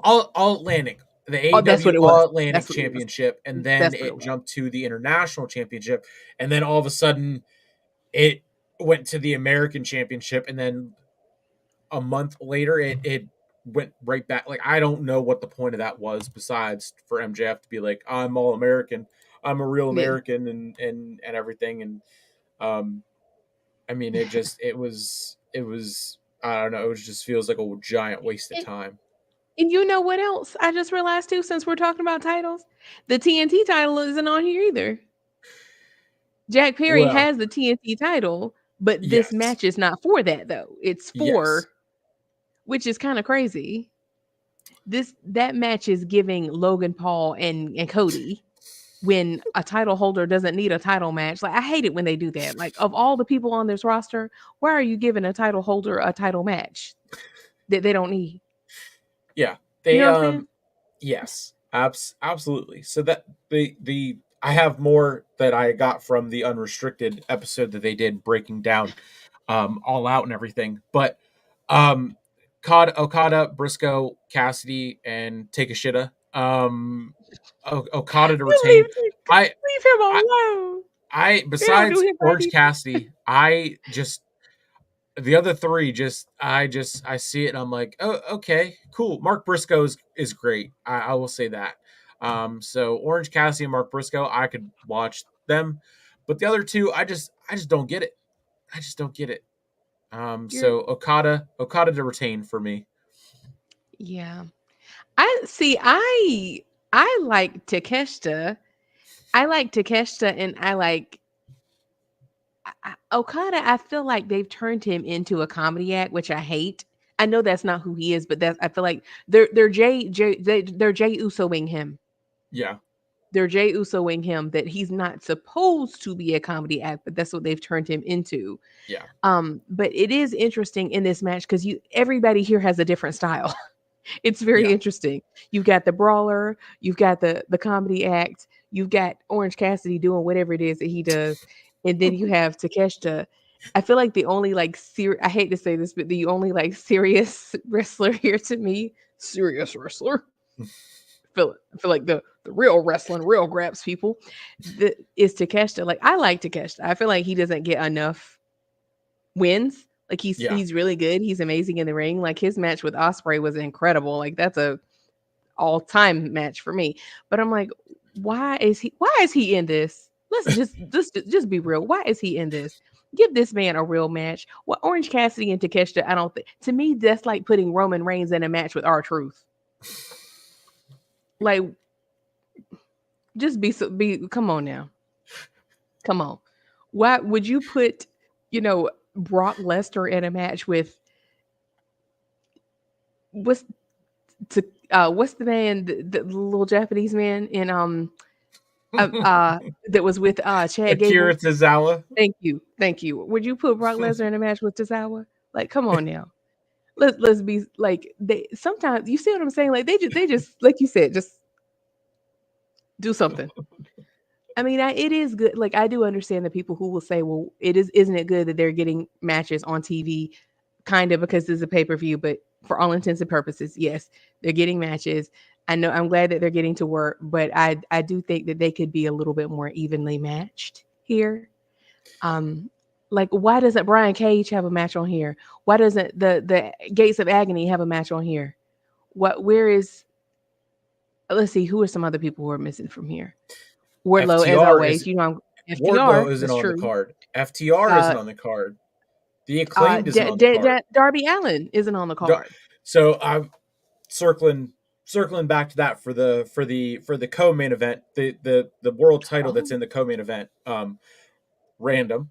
Um, but yeah, I mean, it in a four-way, I guess, to get people on the pay-per-view is better than them just adding random 8-man tag matches and then true. or 12-man tag matches on the pre-show to fill time. I mean, The it just Guns. When you said that, I I was thinking immediately those two as well. Yeah, yeah, the Guns and the Acclaimed. the When you acclaimed, said the 8 man, guns. that's where my mind went. Yeah, Yeah, it's a yeah, lot of people not on here. yeah. Yeah, the trios Yeah, yeah, titles yeah, aren't yeah, on yeah, yeah. here. Yeah, yeah. Um, yeah, then that goes into MJF and Daniel Garcia, which is just a singles match. There's no stipulation with it. I mean, MJF just wiped it, had Daniel Garcia bleeding and whatnot, and How that there's not a stipulation on that one, I again don't understand. But that is just a singles That match. is crazy. Like You're right, it literally singles just is a match singles match. for Very a dry. title, tag team for tag team title, Chicago Street Fight, four-way for a title, and then singles match. Like, You are right. As heated as that feud has become, do you think they well, it's kind of late now. It is 11:30 the night before, but Tony Khan, stranger things have happened. Do you think they will add any more onto this, or because like you said, we they have been known to add stuff at 0 hour. yeah, I mean, and it is funny because I mean we can I mean he's probably up he'll probably be up at 4 a.m. making tweets and adding to the card and erasing and switching his squares up and everything like that. But on even on the AEW website, there's only 8 matches. So I Hmm, mean, who knows? that is But a little just light for a AEW card. that's what I'm saying. Um, just going back to the international championship and the story of it. There's a lot of full circle moments with this entire card. Pac was the first ever um, international champion and or Hmm, all Atlantic champion, held it for 108 days, and then Orange Cassidy held it for 326. John that's right. Moxley randomly beat him and held it for 17 days, and then he got hurt, and then Ray Fenix held it for 20 days and got hurt. So then Orange Cassidy, they had to put it right back on Orange Cassidy I for forgot all about. 145 days, and then Roderick Strong, next Strong, held it for 84 days, and then losing it to Will Ospreay, who then held it for 52 days. And then, of course, MJF held it for 39 days, which it definitely did not seem like 39 days um, for It did MJF. not. That And went by that, real fast. I mean, I'm pretty sure I said I felt like it was, another 3 week title reign type of thing. And now Will Ospreay uh, has held it for another 12 days. So that was just a quick history of that title there. And then yeah, I mean, according to the website, it's 8 matches. Um, the website is behind because on the match with Okada, it doesn't show his opponents. So I would say Tony will probably be updating Twitter into all hours of the night. So given that we are on the final bell, we could end up going as late as when this pay per view would start. I mean, knowing us, we Oh my can. I god. mean, which we definitely don't have to. Although if Brooke is still here and starts to twist our arms or whatnot, we will see how that plays out. But I'm just Stranger things have happened. That sound I know people listening are like, haha, they're so funny. We've been known to do this. It's is the fact that he's not joking. The fact that we have been known to talk for ungodly amounts of time with no lulls in conversation. I'm not talking like just sitting here like doing random stuff while you're on the phone, like literally talking, just like we're talking to you, like talking, exchanging back and forth. Yeet. Eat. Um, yeah. So Okada and that match is going to be what it is, and then we do have the singles match. MJF or Daniel Garcia. This one's tough because they reports just came out about Garcia, them not having any creative plans for him, but it's like, Hmm. how do you have him all of a sudden cost MJF at a pay per view and then throw him on the pay per view when you probably could have just done MJF versus Osprey versus Garcia at the pay per view, um, and then figured it out from there. But I mean, I don't know. I guess I'll go with Garcia. I don't know. It'd be tough to see MJF lose twice and see how he handles that. But I was gonna say, um, see how unhinged he can get. Um, yeah, I agree that this one is tough. And Lord, I should hope that they wouldn't have Garcia to win and then once again codify him. But again, stranger things have happened. mhm. I MJF is always a dastardly heel. But I do like that Daniel Garcia. I really want to see him get rid of that dance because I feel like that dance is stopping him from being as serious as he could be. Um, it's kind of hard to take this man seriously to really be vicious and taking another man down who is licking his blood when he Yeah. is dancing. Um, but I have to agree with you. I think we're gonna see a very good match, and it would be hard to see MJF lose twice. But if we want him to get even more deranged as a heel, they could. They could do it. Yeah, it is, and that's, I guess, that's what makes it fun whenever they are tough to call. Hmm. Garcia or MJF, they came out, they don't have plans for Garcia, so like it could easily be MJF, and they could just do multi matches for this feud. Given that MJF just lost the title, I mean, I don't see him jumping back up to. I mean, unless he just randomly decides to be like, "Hey, Jungle Jungle Bum Perry, I want the TNT title because that's the only other title that I haven't held in this company." I mean, he could go and do that. Given if what happens with Danielson and Perry, um, I mean, it's wide open. I mean, especially with how Tony Khan apparently books everything, it's just wide open. And also too, um, speaking of which, like feuds, they were teasing upcoming feud with Moxley and Darby Allen, which I thought was very interesting because like then I also was hearing, now I didn't see an official source about this, but I've heard in the Twitter sphere that apparently they're talking about putting Darby Allen in the title picture. Well, Moxley has no title, so if how we going? How's he gonna get to the title without facing someone who has a title? Yeah, Interesting. there's a whole lot of full circle moments, including Darby Allen being involved in this and everything like that. Danielson, Darby Allen, Jack Perry, it all the I mean, even Hangman and the rest of the elite and everything. But yeah, MJF and Garcia. I mean, that one is a tough one to call, and then filter in every other possibility of the feuds and everything like that. That goes into the TBS Championship match: Mercedes Moné versus Hikaru Shida. Um, Mercedes henchman is banned from ringside. There you go. There you go. Money changes everything. Thank you. Thank you. I'm all done. Thank you. Of Thank you. course, of Thank you course. so much. Thank The midstream dance break to get that energy up so we can go 3.5 hours. Is that what that was? you. Know it. You know it. I'm still uncaffeinated, but dancing will do for now. Need the caffeine. You gotta get some Prince Nana's coffee. Just take a minute to shout Very that out nice once segue. again.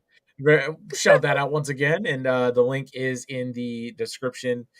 Uh, in or it will be also in both, because I couldn't, it wasn't in originally, and then I had to go back in and throw it in. But yeah, so the Prince Nana coffee can get you nice and caffeinated. um we yeah, it's always a good time whenever you got some caffeine running through your veins instead of adrenaline, like that I weird was just senator about to guy. say that. Caffeine in my veins.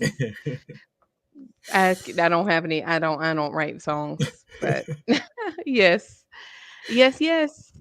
Um, for this match, they're not taking the title off No, Monet anytime no, soon, and Camille is banned from ringside, but they didn't say no. she's banned from the arena, so she's still Hmm. gonna be there. You trust and believe she's still gonna be there. And I wouldn't be surprised if a certain dentist doesn't pop up somehow, even though she shouldn't, because I don't know if she's recovered from getting dragged on Twitter from the last match. I don't know if you saw, but people were dragging the life out of her, saying Yeah. that, Mercedes was carrying that whole match, which I feel like she was, which is, to me, honestly, see, I'm not a fan of I know you are, but I'm sorry, I'm not a fan of Britt Baker. So I'm like, why are y'all so surprised? Like her wrestling has never been that great. I don't know why everybody's acting brand new, but I didn't really think it was that surprising. Not the adjusting of the jersey. I didn't. I'm only a Brit fan because she went to Penn State and she is a Steelers fan. That's the only reason. Only reason. Um, We all have our mistakes in life. I get it. I understand. It's fine. It's fine. It's fine. It's fine. But yeah, I wasn't surprised that Monet was carrying that match. But in this one, Sheeta is good. She's very good. She's excellent. But I do not foresee them taking the title off of her. Do you? no, nope. Mercedes Monet all day long. Absolutely, and yeah, I mean, someone else popping up would be great. That's true. Jamie Hayter is back. Could Jamie Hayter be what they're going to do with Mariah May, or could Jamie Hayter jump into and make the return here? I mean, Soraya, she just threw a temper tantrum. Could she show up and be like, "I'm not done throwing my temper tantrum," and insert herself into involving herself with this one, and then going right after Mercedes Monet? Because I mean that is I wouldn't mind seeing that match again, or you know, if that has ever even happened, because I never saw Soraya in WWE whenever she was back as Paige or anything. Oh man, well that I forget. Despite your vast wrestling knowledge, I forget that you are still a relatively new wrestling fan. I keep forgetting that, but you've amassed an immense big brain amount of knowledge in 5 years that I forget that you're wise beyond your wrestling years. That yes, I was about to say because Paige was a wrestling OG, but you know what? You have a good point because I heard that she has a documentary coming out. So she's got a book to promote. So it would make sense if she came back around because you're right. It all in. She did not. She's like, oh, I didn't have a match, and this time last year I actually won the championship, which is kind of messed up to be fair. The way that she was acting was crazy, but that is what she was saying bears merit. That you went from winning a title on this same card last year to this year not even having a match at all is kind of crazy, especially in the context of what we've been talking about this whole time.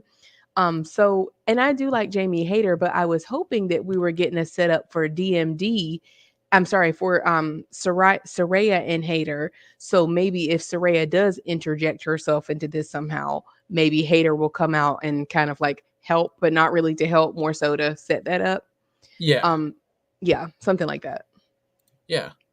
Yeah, I mean, and it's one of those things where it's like, man, they have so many options, but it's like, what are they actually going to go and do? I mean, Yeah. and we don't know. We just have to watch and find out, as Tony Khan would say. He's excited for what we have coming in AEW. He's gonna have a huge announcement. It's about time for an announcement, isn't it? Yeah, I'm shocked we haven't gotten anything anything yet. I mean, it I did see a tweet that said they're on the 1 yard line of something massive for AEW. I mean, I would be shocked if he didn't have, like you said, if he didn't have an announcement coming and didn't make it at All In, or All Out, I guess. I'll tell you what I want to hear. I would I feel like Tony gives us everything except an announcement about the WB deal. Like, can we Mm-hmm. get a Warner Brothers update, friend? Like, that's the Mm-hmm. announcement we want to hear. I would love to see AEW on a streaming service. Whether we talked about this before, whether it's HBO, somewhere where we can stream. And I'm not talking about ROH. I mean main roster content. That would be great. And not even joking, like I really hope that they work something out because that's obviously like a huge need at this point, especially now with WWE going to Netflix. That was kind of upping the ante. That it's like they needed it before, but now it's if they want to remain competitive, they really, really need that. Yeah, yeah. It's got to be coming. I've seen him in with interviews with a Warner Bros hat, with a Max hat. I mean, it's got to be coming. There were uh over over in the UK, I think they were starting to see some AEW stuff roll onto Max and everything. Just Hmm. like the February and everything like that. So it's definitely got to be coming. It's just a matter of when. He's just waiting to announce it. I think so I mean, too. if I was him, I would have already announced it. I would have made it. Yeah. I would have made it so it comes out before Raw goes to Netflix. Yep. I would too, for sure. Because we, and especially now that, like you've said on other streams, you've got the NFL on Peacock. Peacock, ESPN, Paramount Plus, Amazon Prime Video. The NFL has its own app, so NFL Plus. Yeah, you've Regular, got. NBC. It's also on That's right. NBC and Peacock, so they do Hmm. both. Uh, Thursday nights is exclusive to Prime Video. Mondays are exclusive to ESPN. Um, and then Sunday is on Peacock. Thursday is on Prime. And then, of course, whenever they do the Christmas Eve games and the Christmas Day games and then Saturday games, they mix and match them and throw them on any network they can. So yeah, it's costing a lot to be a football fan, and I mean Oh yeah, you did the math on that it's working. yesterday. The football fan mathematics 101. It's very expensive. I mean, shoot, it ain't, and that's kind of one of the issues all along. It's expensive to be a wrestling fan too, because there's a $50 a pop. Their pay-per-views. Yeah. At least that is a big leg up on them that WWE has, that is included in Peacock. Hmm. It's all their PLEs are included.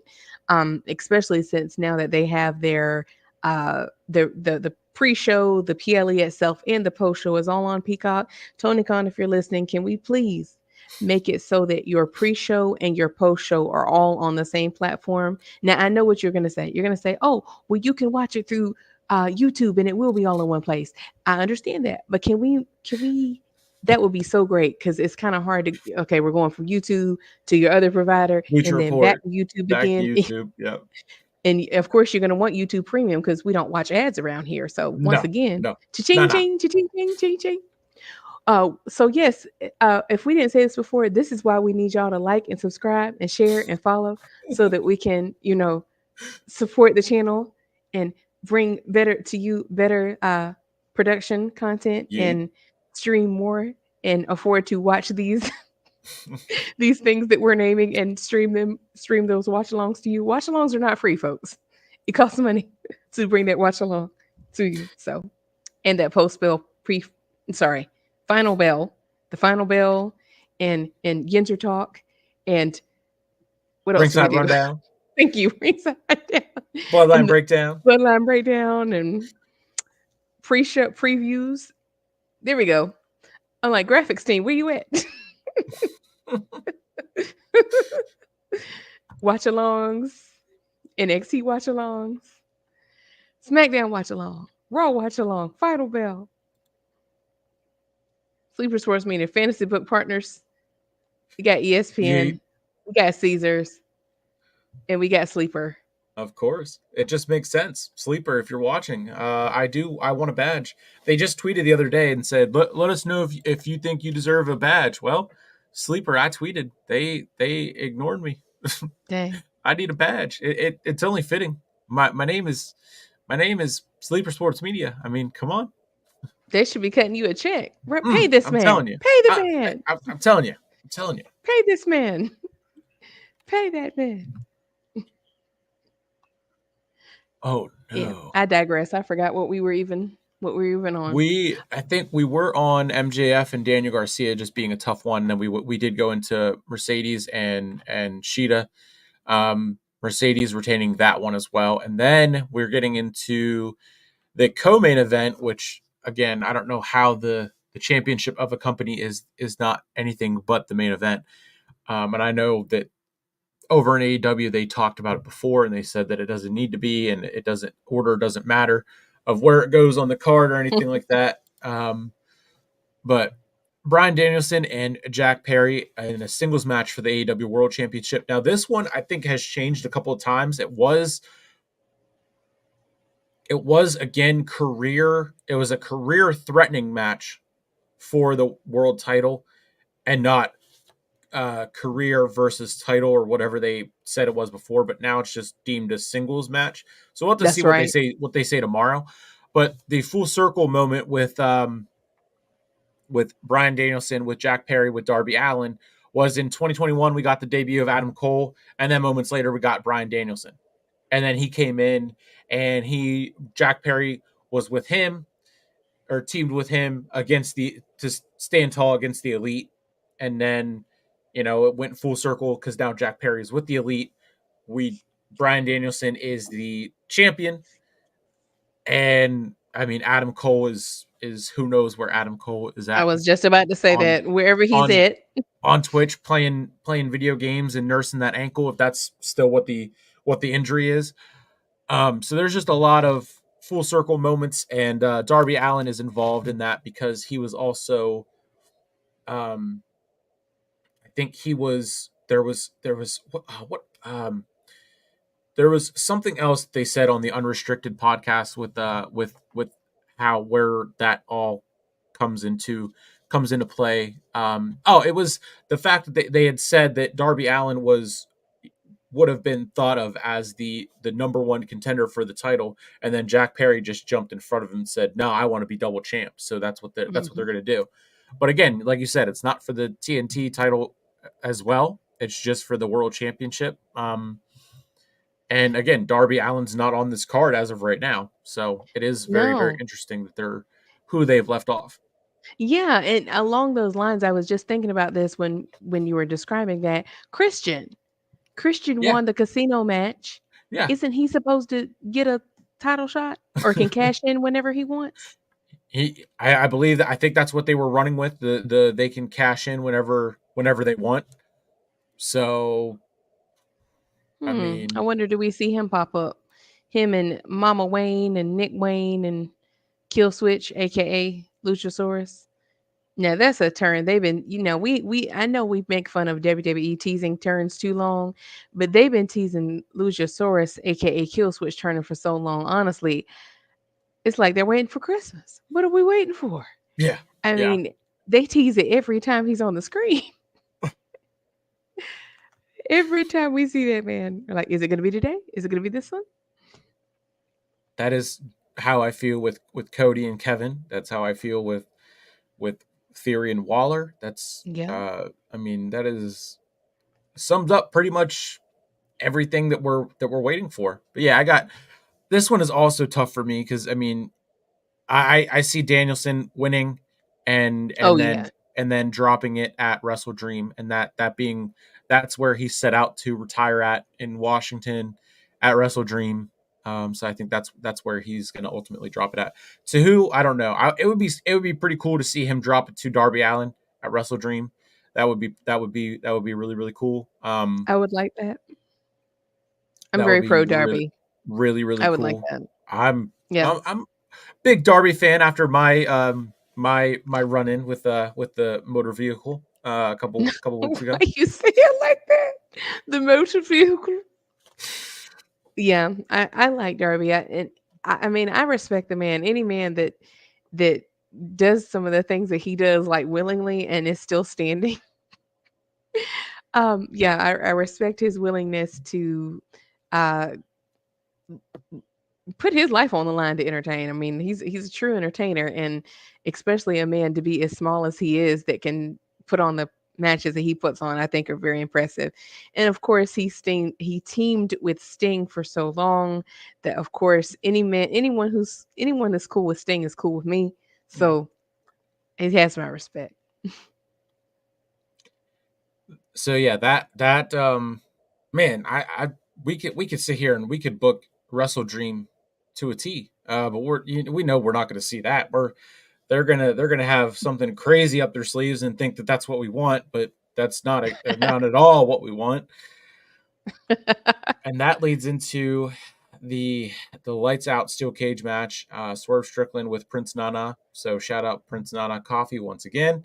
Uh, there we go. Shout out to London No Dirt Sheets for getting me on to that affiliate. Also, go and get that. Click the link down below. Get some coffee and drink it for tomorrow. Um, Mhm. Swerve Telling and you, Prince do Nana. overnight delivery. I need Yeet. that right now. Swerve and Prince Nana versus Hangman Adam Page in a lights out steel cage match. That's main eventing. So I took that to immediately that would be the main event, and then also would be first one to knock the other one out. Lights out, and then it would be all of a Oh. sudden then they turn the lights out and that's it. I don't know. It's I guess again we're gonna have to see what they say real time and how they promote it. Once the broadcast starts, and what they what they end up doing, and then also I just again I don't see them rocking with just 8 matches. I definitely see them adding 4 pre-show matches. And I mean Jericho's not on the card. That's His true. his goons aren't on the card. That's true. Um, Hook, after just winning back his beloved FTW title, yeah, he's not on there either. yeah. That's true. Dang. You know You it. brought out some really valid people. I mean, Christian nowhere near on the not on the card. I mean, Mm-mm. the tag teams that aren't on the card. We're gonna see four more matches added to the pre-show, and then probably 2 multi-man tag matches added to the main show, just because it's like, oh, we can't not go 6 hours for the pay-per-view and then make them wait for 45 minutes until the presser starts. But I will say, The like you way said about the pre-show and post-show, AEW has started to pick up that format and doing a pre-show, and then all like half the 0 hour is now half a pre-show and half Mhm. of Yeah, that's matches and true. everything. So It that is, is kind of which cool. I like, honestly. I feel like we need it to balance out, and it's helpful because this I will say, this is one way that they have responded well to criticism, because people like myself have said for a while that AEW is really bad about they just throw matches at you, and if you haven't been watching the product, you have no idea what's going on. Like that it doesn't cater well to casuals. And I do think, now I could be wrong, but I think this is maybe their way of addressing that. They're like, okay, if you did not see it, it's like their recap, because on the pre-show they do talk Yeah, about the build up. They show the video packages that led up to yeah. these feuds and matches. So they are improving, I will say, because that was my biggest pet peeve for a while. I was like, AEW feels like one big inside joke that, like, you're like, hey guys, what's going on? It is anyone gonna is anyone gonna tell me what's going on? It's like, if you don't watch New Japan, if you don't watch Ring of Honor, if you don't watch all these other like smaller promotions, you're just like, okay, so I mean, I know I can Google it, but it would be nice if someone could tell me what's going on. So It's like the I meme think they're from We're the Millers, where they're like, you're getting X amount of money and you're only paying me this much. You're getting this much. I'm only getting this much, and then all of a sudden it's the one guy. You guys are you getting guys are getting paid. paid. They're You're just like, like, hey, if you've been watching for the last 4 months, hey, you don't have to watch this, but we're just gonna fill time. And then it's like, you've been watching for the last 4 months. I just started watching 2 months ago. You've been watching for 2 months. I just turned my TV on to this. Like, right, right. It felt, because I understand, there's a way that they have to run the shows, but I would, when I first started watching, I'm like, you're waiting, you're like, okay, well, they didn't do it now, but later, I'm sure later, like a video package will come. But like if the show, you're like, oh, the show's going off, and I still don't know who that is. Okay, okay, okay. And commentary was not necessarily the best. Like sometimes they would be like they did this. I remember when Jay White came through. I knew who White was, but I was like, dang, it would have been, if I felt like if I didn't, you wouldn't have known, because I did see people yeah, on Twitter like, "Who is this?" And I'm like, yeah, I like Jay, so I knew, but I'm like, then I'm like, oh, I see. Like there is, I guess what I'm getting at is I felt like they were over reliant on the sickos, as people call them, like the hardcore AEWs. It's like they were only catering to the sickos and yeah, only catering to anti WWE people. But it's yep, like sometimes, sometimes you got to meet people in the middle and like, well, they're here tuning into your product, so help them understand what's going on, you know? yeah, yeah, 1000%. I remember whenever they brought Jay White on, and I'm like, yeah, who's this guy? I'm like, uh, for a while, I only knew who anyone was if they were from WWE. Like, Right.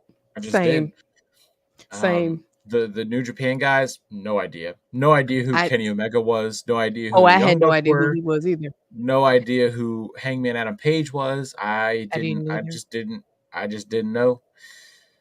Now, make no mistake about it. I will say with Jay White, he was one where I picked it up sooner because my algorithm was sending more my Hmm. way. But like Hmm. those other people you named, I'm like, I and people definitely will make it seem like you're not a wrestling fan if you don't know who so and so is. I'm like, well, that's not true because I've been watching my whole life and I've never seen this man a day in my life. Like, who is that? Who is that? Yeah, Like for real, who is that? they're they're over here like, oh, this guy was great in Japan. Okay, well that's great. I don't know. I don't know how you're watching a Japan event at coming on at 4 a.m. or on a random Tuesday or a Friday, but I'm definitely not looking at New No. Japan Pro Wrestling. Like that's great. Mercedes said her main goal was to go to Japan first. Okay, cool. Uh, I'm sure looking back, she's probably glad that she came to WWE first because she would not Yeah. have anywhere near the career that she would have if it was not for Oh WWE. no. And I mean, she made that clear whenever she did leave and everything, and she thanked Triple H, Nick Khan, and the old man and everything like that. And um, I mean, I get that like a lot of the like Moxley and all the like the sickos that are in the business may have started over there and then worked their way to come to WWE and everything. But it's like it is cool to now see their hard work pay off and get in front of new fans and then them develop and be like, okay, yeah, I'm a big Hangman Adam Page fan or whatever. Um, Mhm. and I mean, it is there is that aspect of it, but it's like, yeah, still, I mean, before you actually sit down and watch and learn about whatever it is they show, like with all the CM Punk stuff being in ROH, I had no idea what ROH even was until I watched the CM Punk stuff. Me either. I didn't know that either. I knew him from WWE. When people Yeah. were like, I didn't, let me tell you, I only heard of Ring of Honor like 2 or 3 years ago. I was like, what Mm. is that? Because it wasn't on cable. At least not Yeah. where I live. It wasn't on Yeah. cable. Like it was very, very niche. Hmm. I, yeah, it's a lot of things that I'm like I said. People will swear up and down that you don't watch wrestling unless you watch these promotions, and is nothing wrong with them. But I guess what I'm getting at is I think it's a little like unfair to act like because so like you said we do live in America, so I don't think it's fair to say that because I'm not watching New Japan at 2 a.m. my time means that I'm not a wrestling fan. It's like I'm not gonna lie to you, I didn't even know that was an option. I didn't know that was a thing until Mercedes went to Japan and I saw people actually posting like, oh, if you do want to see it, here's how you can watch. I'm like, oh, I didn't know that was an option.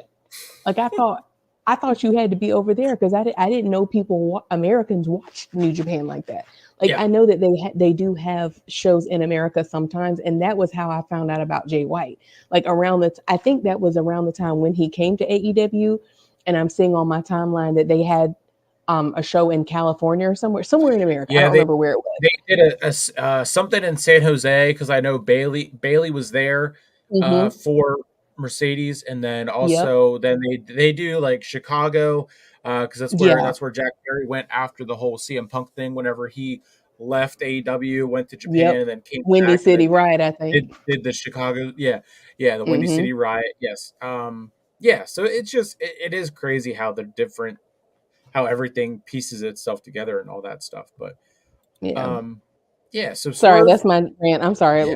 I No, digress. I'm sorry. hey, that's what this is for. That's what this is for. Um, Swerve and Hangman, I mean Swerve just lost and Hangman is just on a new level of rampage and craziness. So I would not surprise me if Hangman wins. Um, and then I mean I don't know what either one of these guys do afterwards since they have been away for a year from each other and then all of a sudden go back to feuding. Like I mean this Right. is what their fourth match in a year. Like they just had the death match at All Out last year and now a That's year right. later they're back at it again. So I mean I would take Hangman over Swerve and then just kind of seems like Swerve is going back to getting more over with the crowd, given um, given that we just saw his house get burned and and all that after they just put out a video saying he just resigned a contract with AEW and used the bonus money to go buy his childhood home and all that, and then all of a sudden Hangman Adam Page is burning it to the ground. So you can very much tell who Dang. the heel is, and I guess if I mean you can do heel versus heel, but it's like with the sympathy that the crowd is going to give him for watching him watch his house get burned to the ground. I mean, you know, so I got the heel winning this one in the main event, the lights out steel cage match. I agree. And also too, I'm sorry, it's hard to like feel bad for Swerve because lest we forget, this time last year, he was in there in Adam's house. So Yeah, it in this regard, I feel like they are like equal match levels of dastardly. Even though Swerve might be a face now, we saw him be pretty dastardly himself. That I'm like, well, he had it coming. He was in there stalking that man in his house and his family. So that is uh, true. That a is house for true. a house, a family Yeah. for a family. Then I'm like, I don't really think it's too far. Too far. I don't think it was too far. So I do think Swerve is. I mean, Hangman is going to take this one as well. And to be real with you, Swerve might want some time off because That's he true. held the title for a while, and then having to go straight into this feud. I Hmm. would I would think he might want a little bit of time off. That's So true. that could be a way to kind of write him off for a little bit. That is true. That is. I mean, yeah, lights out. So they. Yeah, I could definitely see that they let Swerve take time off and then push uh Adam Page. They push him back into that there every week and causing mayhem and everything like that. Um, it was funny though. Swerve, I think it was Swerve that posted the picture on his Instagram story of a picture of him and Hangman, and then in comparison, it was The Rock and Stone Cold. I saw that. I saw that. I thought that was. I know what he was getting at, kinda, but in my mind, being a like a, I feel like it to me. This is closer to Randy Orton and Bray Wyatt Mm, when Randy burned down his house. I feel like that would have been a more yeah, apt comparison. yeah, But I get what he I think I get what he was trying to do. But then again, The Rock and Triple H to me was a more bitter feud. I thought it was just an interesting like of I mean, what do you think, Nick? What do you think? I just saw the comparison. I didn't get to watch the feud of Stone Cold and The Rock as it was happening, so I've just seen clips and everything. So I mean, if I had to watch clips of that and then watch clips of their feud, I mean, I could probably judge it more, evenly. But I mean, just from hearing, one or the other, or hearing about one and seeing the other happen, I don't know. It's still just like a well, these guys are in WWE, so they're just up here. And it's cute that they want to compare themselves to that and say that they're AEW's version of Stone Cold and The Rock. Like, I mean, that's just all I see it as. Yeah, I get what they're going for, and I think people are reading into it too much. Like, I get it. I mean, and people do forget he was in WWE himself briefly, so Mhm. I thought it was harmless because some people were like getting really worked up about it. Like that wasn't it. I thought it was more like I understand what he was trying to do, so I wasn't like offended. Some people get mad about everything Yeah, on the internet, but yeah, and it was like y'all are because people were like, oh, he thinks he's Stone Cold. I'm like, I don't think that's what he's trying to say. I don't. People make a way too big of a deal of it. Like it's just Instagram stories. It's just a meme, guys. I don't think he's saying that him and Hangman are The Rock and Stone Cold. It's just yeah, just an analogy, folks. That's all. yeah. The marks need to calm down. The marks need to calm down. Definitely, definitely.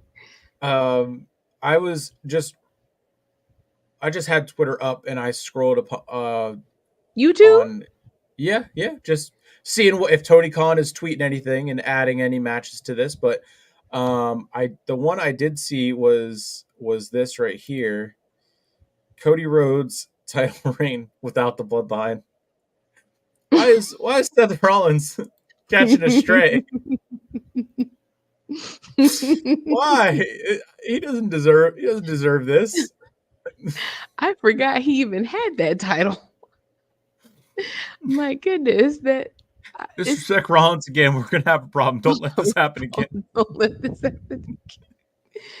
I forgot he even had that title, man. Um, Fix it. Don't now let wait this a happen. minute now. Disrespect Now, Roman hang title. on. Hang Roman. on. Roman's reigns have all been good to me, whether he was a heel, big dog, tribal chief, head of the table, they've all been good. His reigns have all been good. And like we said, he could go back and win that title right now and people would Oh still yeah. love it. Oh yeah. Okay? Oh So yeah. oh oh oh. Take Logan Paul away and Cody's run.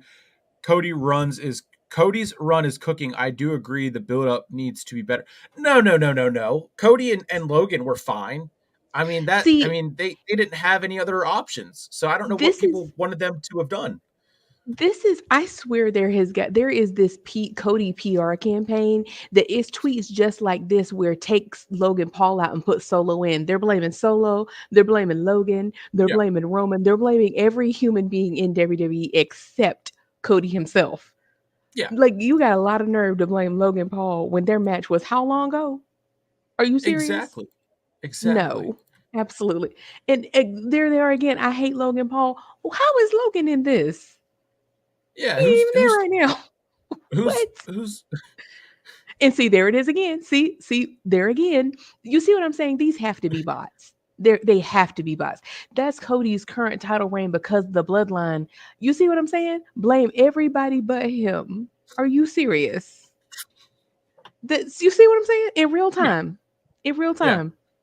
Here's another one. No. This one has 1,100 followers, so maybe Maddie McCoy is real. But 2019 Rollins losing to the Fiend in Hell in a Cell by DQ. What will that moment be for Cody? Well, that's a good question. When the people finally turn on him, that's a good question. It can't come soon enough. There we go Uh, again. Stop tweeting, Seth. Rare Cook, the one you mentioned. I'm tweeting. The Miz Intercontinental Champ. Oh Lord. Um, I laughed way too long at this. I laughed an embarrassing amount. This is I think I sent you. I saw just this clip of him, and I sent it to Oh you. yeah, you said What? it. I saw. But you need this sound though. I know you're not gonna be able to hear it, but this sound. Why did they have Jacob Fatu do all that running just to do a hip check? That's Not Cody. Oh, this is great. Oh, not Sonic. that's where they Not a have. super kick to Sonic with the. Oh my Is god. that The thing about these games that always throws me is the eyes. The uncanny valley thing with the eyes is so creepy. They're always like these dead soulless eyes. They creep me out so bad. I mean, this goes. What? This is. This is better than The Cody's. This is better than Cody's title run, and that's been going on it is. for 6 months. It feels like. This is better than all his matches. Um, The yeah, graphics are this was cracking just me a. up. I thought there was more comments, but I mean, I was like, I'm not okay with Seth Rollins catching a stray like that because I mean, this was like I said, this was when I first started watching. I still like the red Universal title over the blue one, even though I know Roman took it to a whole new level and made it the championship. When it was red, it was still like oh, they just gave a title to Raw because they put the WWE title on SmackDown. That's all it was. Mm. Um, so then, that whenever the Fiend did win, that led to the titles switching, and then of course Brock Lesnar going to SmackDown and squashing Kofi Kingston in 8 seconds to then The way you have say another that. run at the with the WWE title, and then of course that led to Kane Vasquez coming into WWE, which Oh, I was forgot about that. insane, I and forgot then all about that. they just dropped all the plans they had for him because of him. I like he did he I can't. There was something that went down or whatever, but Yeah, um, there was something. I don't. Didn't he have a match with Braun Strowman? Or no, that was Tyson Fury. Who was it? He had a match with um, somebody. I can't remember. it, Or was it a proposed match? I think it was Brock. I think they did like a quick. They did it at Crown Yeah. Jewel, and then after that they just kind of, eh, Yeah, eh, that's what it eh. was. That's all. That's Eh, eh, eh. eh, eh. You sound like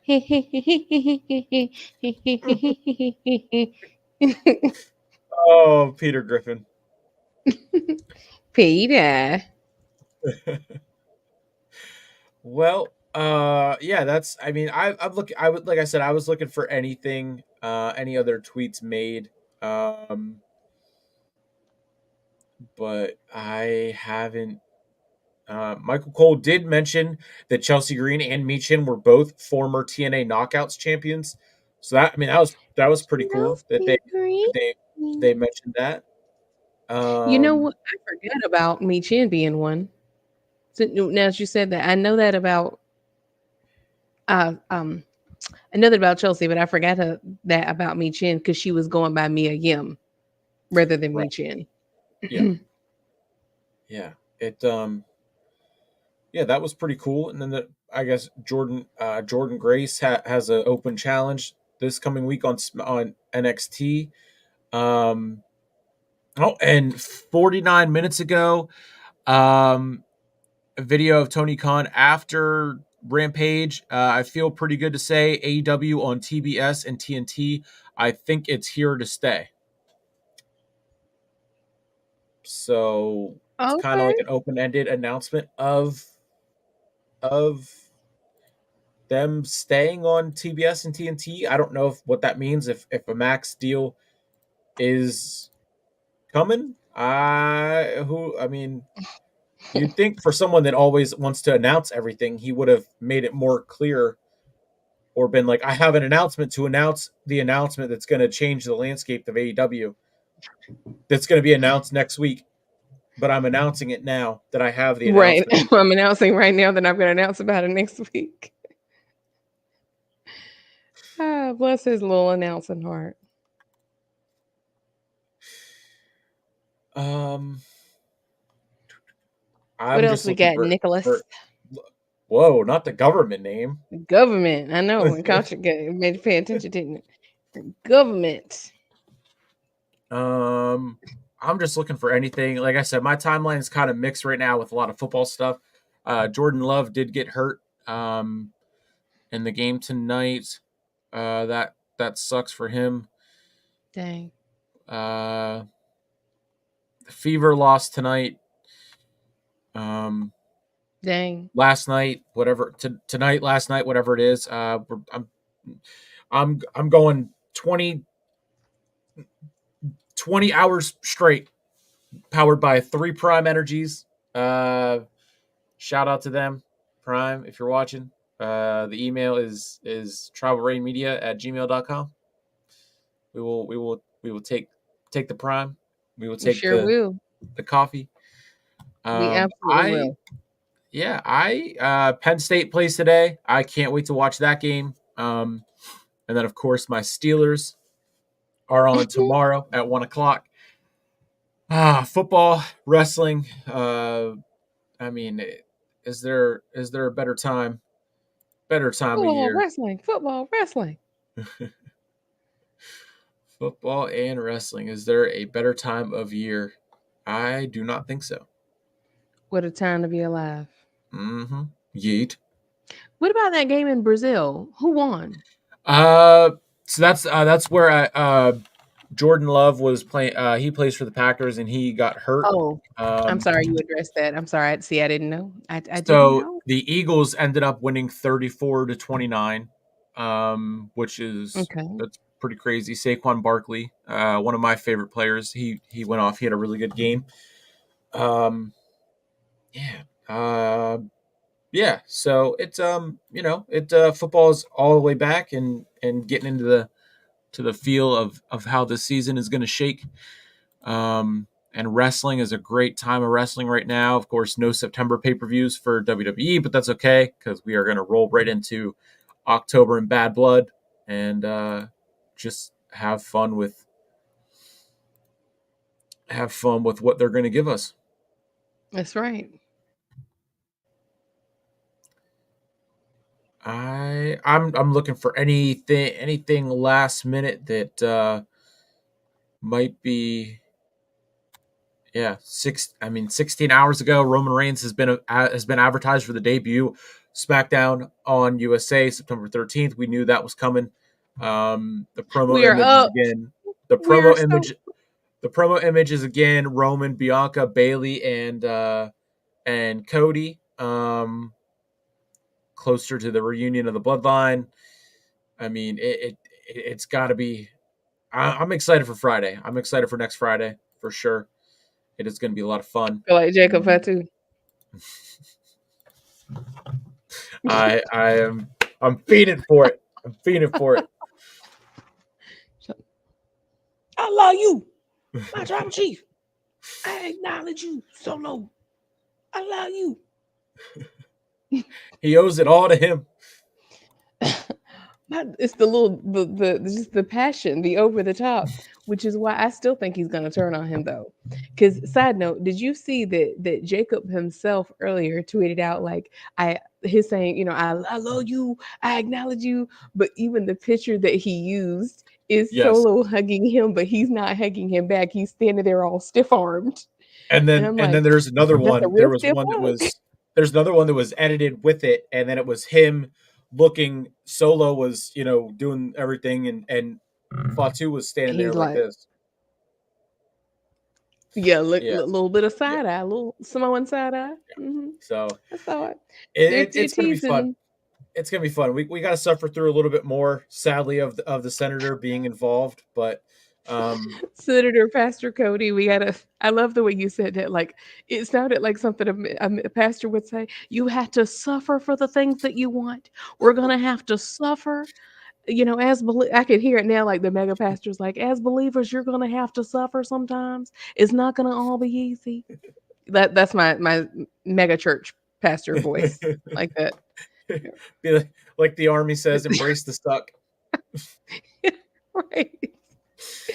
Yeah, we're gonna have to struggle through Cody's exhilarating, exciting run. But a change is coming with our OTC returning. A change is coming. We just have to believe a change is coming. Oh, changes are definitely coming with a lot of the fun, exciting news we got going on behind the scenes. There's the logo. There is of course made by London at No Dirt Sheets. We are going to be getting some work done with him, partnering up with him, working with him, with Hunter from Apples and Grapes Media, also bringing in and working with Jason from Mike Drop Sports for some football stuff, writing articles, stepping up the game in production. Of course, Sleeper and the pick'ems every week for the NFL season. Fantasy, they also over at Mike Drop Sports, they got a pigskin pick'em as well. You can join that. That's in the link. And then Caesars make a little bit of money, and rock this season with making some money. And then of course Prince Nana Coffee. Go and get your caffeine. Can never hurt. Can never hurt. So yes, ESPN, Caesars, Sleeper. The links are all down. The links are all down below. Um, WWE Speed Women's Championship tournament is underway. Naomi takes on Blair Davenport next Wednesday. Here's a look at the full bracket. We got Candice LeRae, Piper Niven, Kairi Sane, Electra Lopez, and then of course Blair Davenport and Naomi for that final matchup in the semifinals. Then we get into the next part of the bracket. There, they meet in the semifinals, and then they meet for the championship. That's fun to see them I, finally get the women's speed division rocking and rolling. I need Naomi to win that, please, and thank you. If y'all Mm-hmm. won't put a main roster title on her, can we Mm-hmm. can we at least get the speed title on her, please? Oh, hey, Brooke, you're back. I'm mad you not you leaving us, but I'm glad you came back. I'm glad you came back. I What? love that you trusted that we would still be here. That like makes me feel good that we're so reliable. You knew we were still gonna be here. But yes, ma'am, welcome back. We not too light. We went kind of light on Cody tonight. We had to switch a little bit of the smoke for Tony Khan and his uh interesting way of booking his AEW pay-per-views. But now we've managed. You came right on time. We moseyed on back to WWE. Now we're talking about the women's speed title, and I was just saying if they don't put it on Naomi, I will be very sad, even more sad than I already am.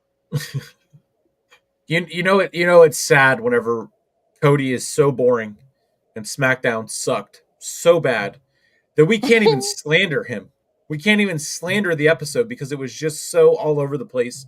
It was just she said, "Oh shucks, okay, well, I mean, you He's came not at the even right giving time us because new material, I, I right? had I got one more in me.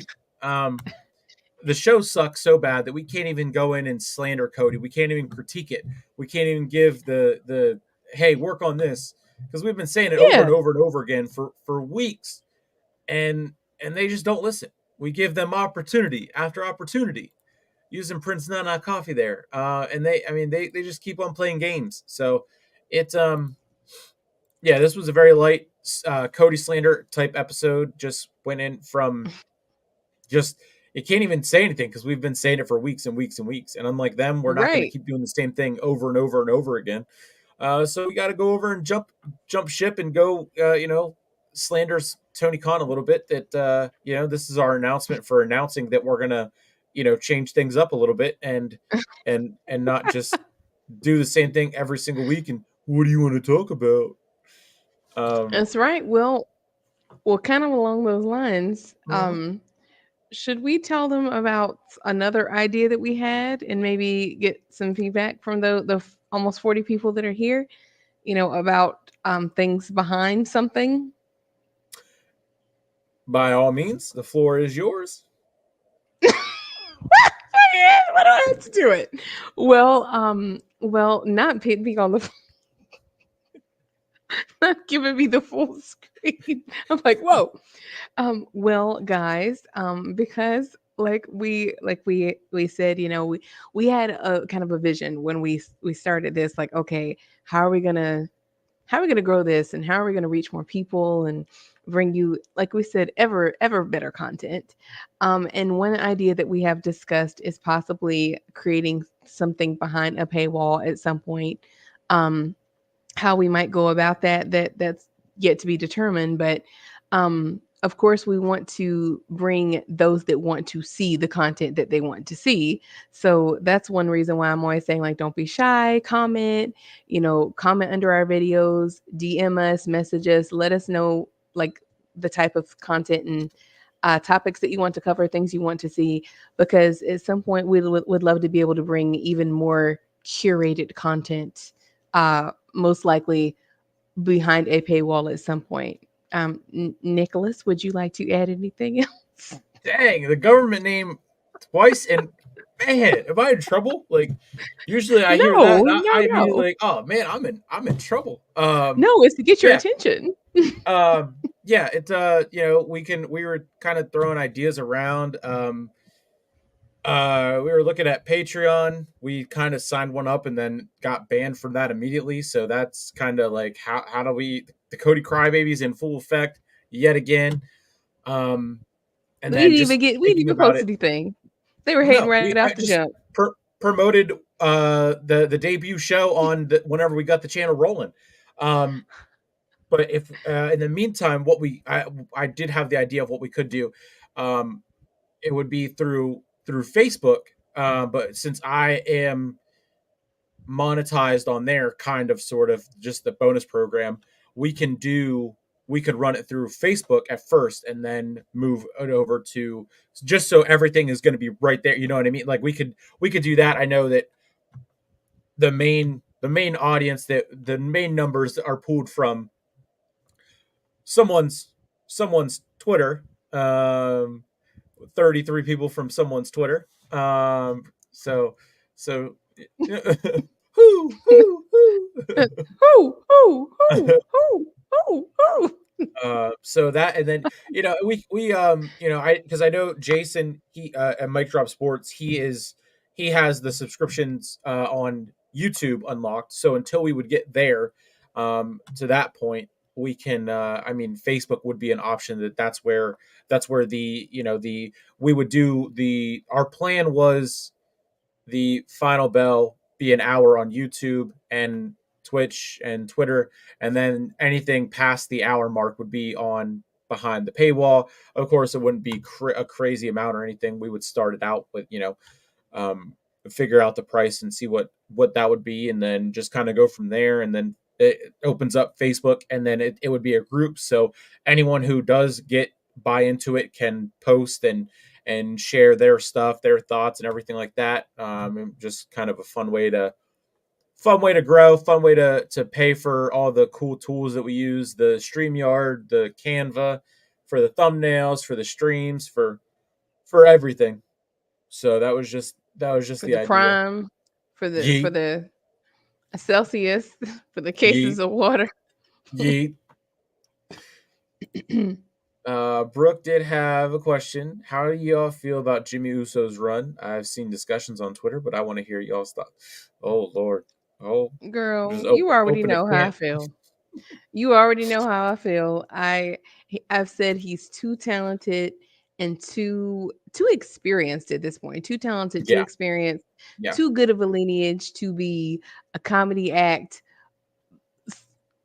lover, side piece, hype man, life coach that they're making him into. Like, and I say side piece because let's be real, I've seen it, you've seen it, we've all seen it. That they also are implying that Rhea has something going on with Damien as well. Like yeah, yeah. they're implying that. So okay, she's with Dom, she's with Damien. She's like, listen, I don't want to see any of this. We are big boys and girls.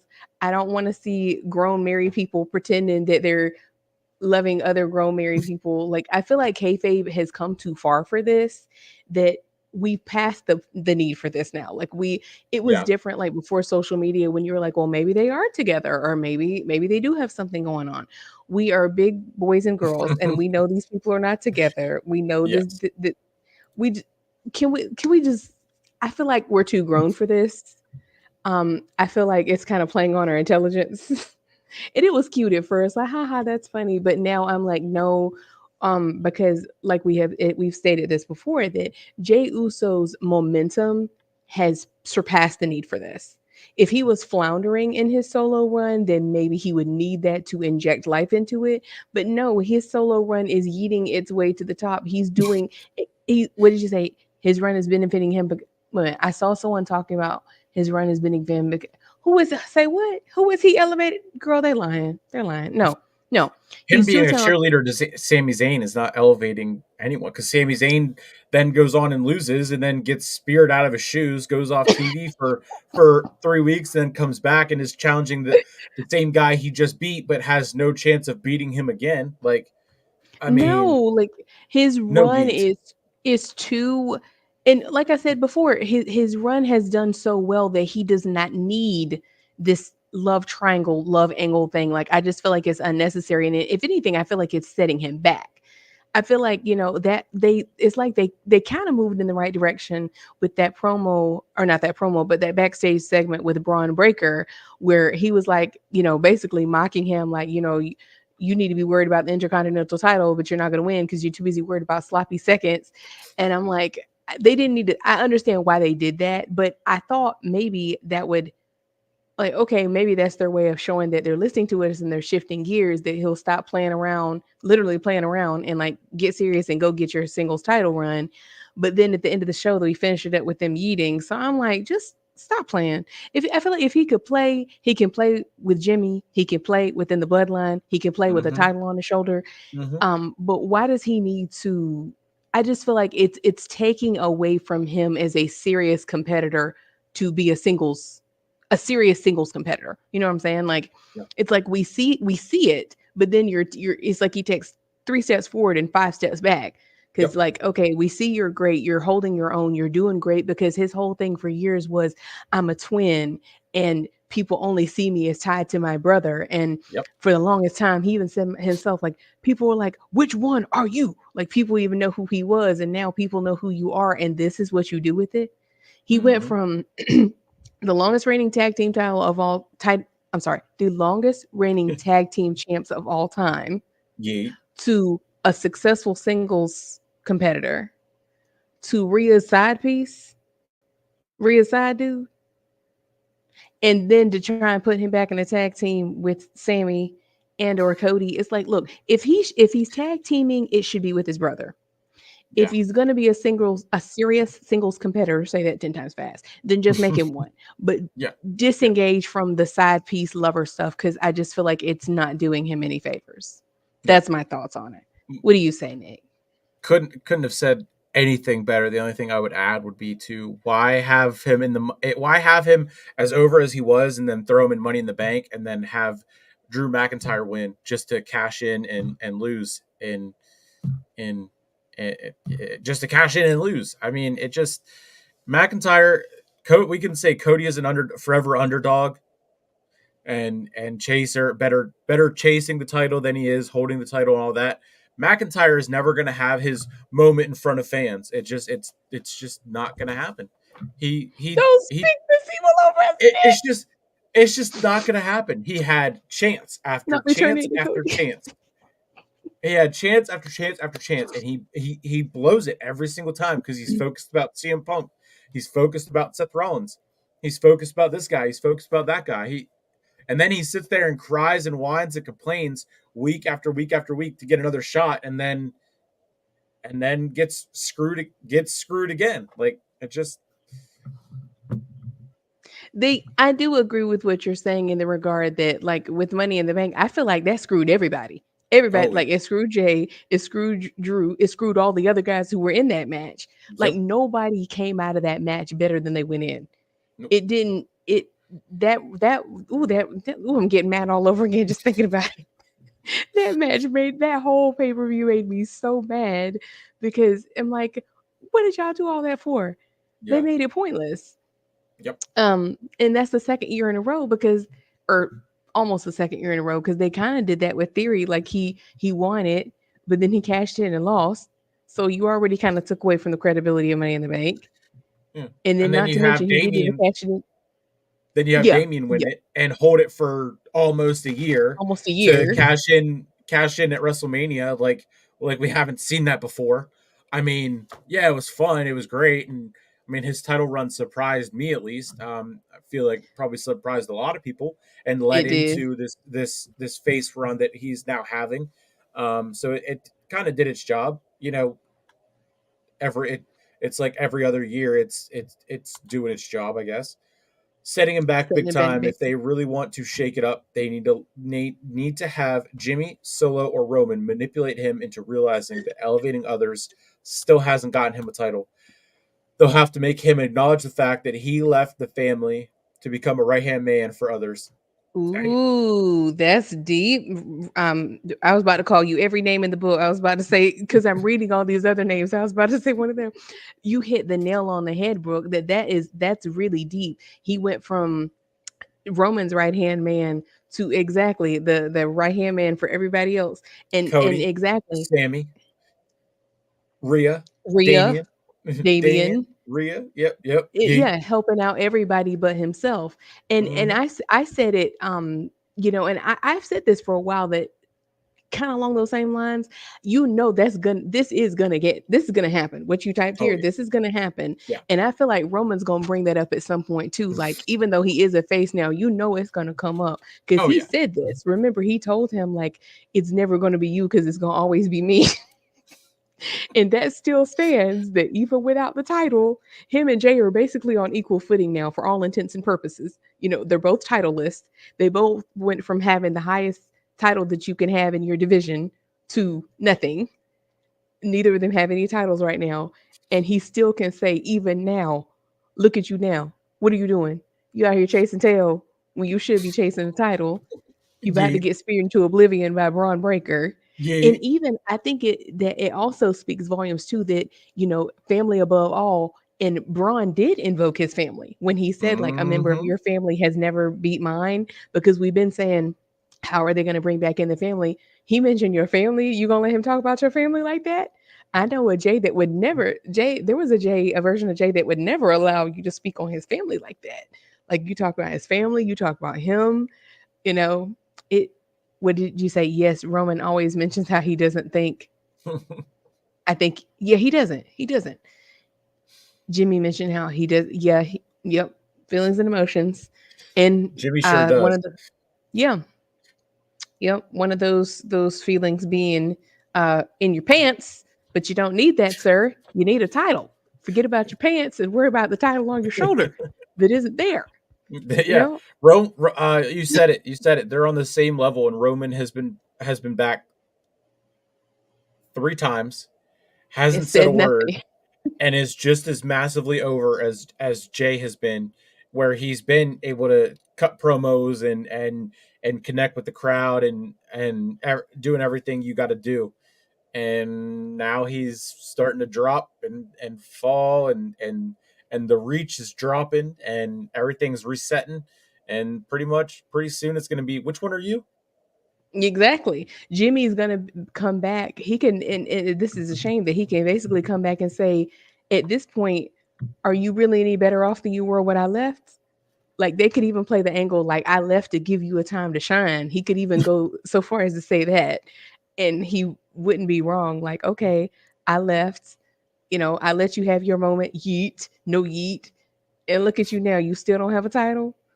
Like, what is, he's really not doing anything differently than he was doing at WrestleMania, which makes me very sad, because I Yeah. hated to see him sticking up for Cody. I hated that so much. I know why they did it, but I just hated the visual of seeing Cody get help from a member of the bloodline. I'm like, gag, vomit, barf bag, please. Hated it. Hey, Hey, hey, Scott Papa.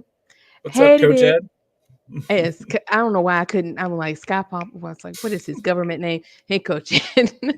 Yeah, I hated how they did that, but I'm like, yeah, it just sucks that, yes, he sold a lot of merch, and yes, people are eating, and it's fun, but that's honestly, at the heart of this matter, this comes back to what I have always said about, like, comedy or fun characters, is that they Hmm. have such a short shelf life. That's why Yep. I don't like comedy and wrestling like that, because jokes get old, like, it runs out, and all good things must come to an end, and the yeet train, it can only go but so long. And, like, don't get me wrong, he's still selling merch. He's still I could take this moment to say he's still higher on the list than Cody is most times. He's still selling merch. He's paid. Like, don't get me wrong, I didn't say he was broke. Like, he's paid. He's getting his coin. Like, he's getting paid.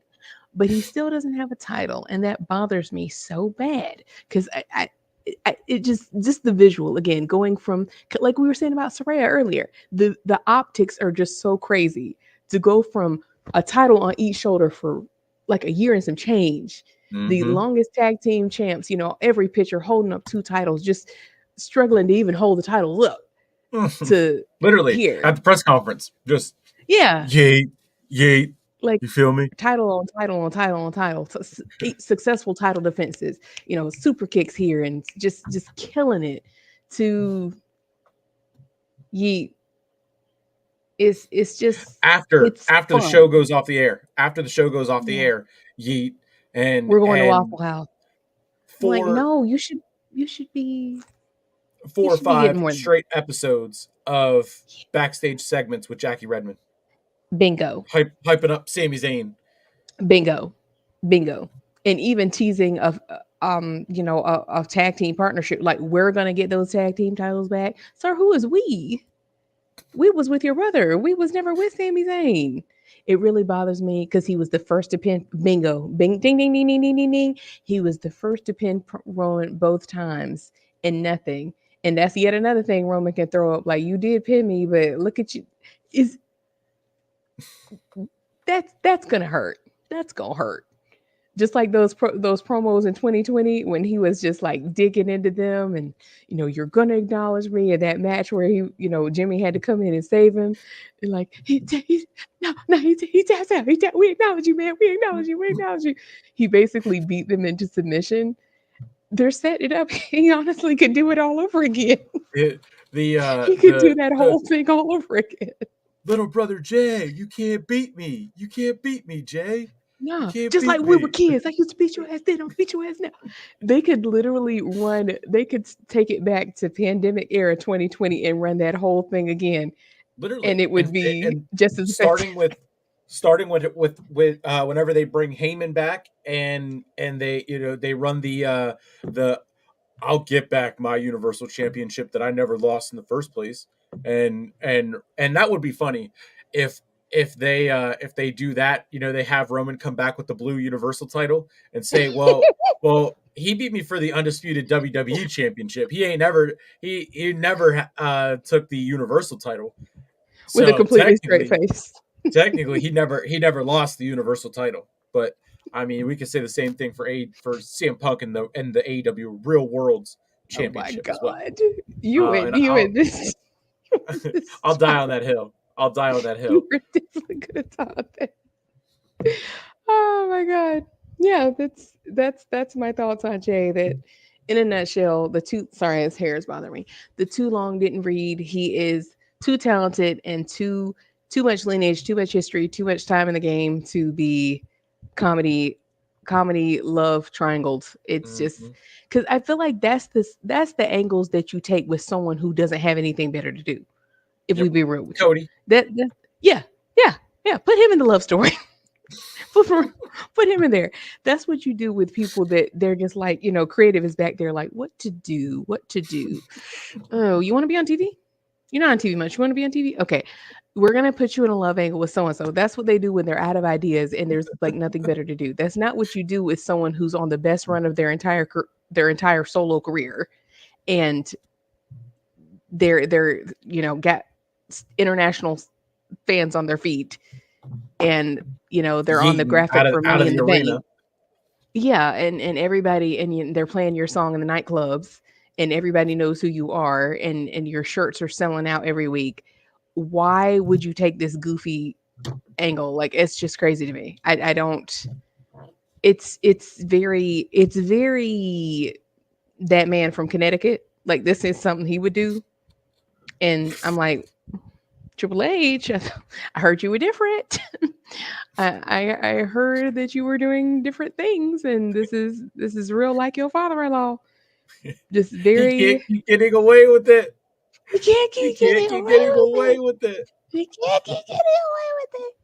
He doesn't need to do this, and neither does Rhea either, for that matter. She's a former Yeah. women's champion. She don't need that. Damien literally just lost the title like 2-3 weeks ago. None of these people need this. These are all Nope. former champions. No one needs this. This is not. This is I don't.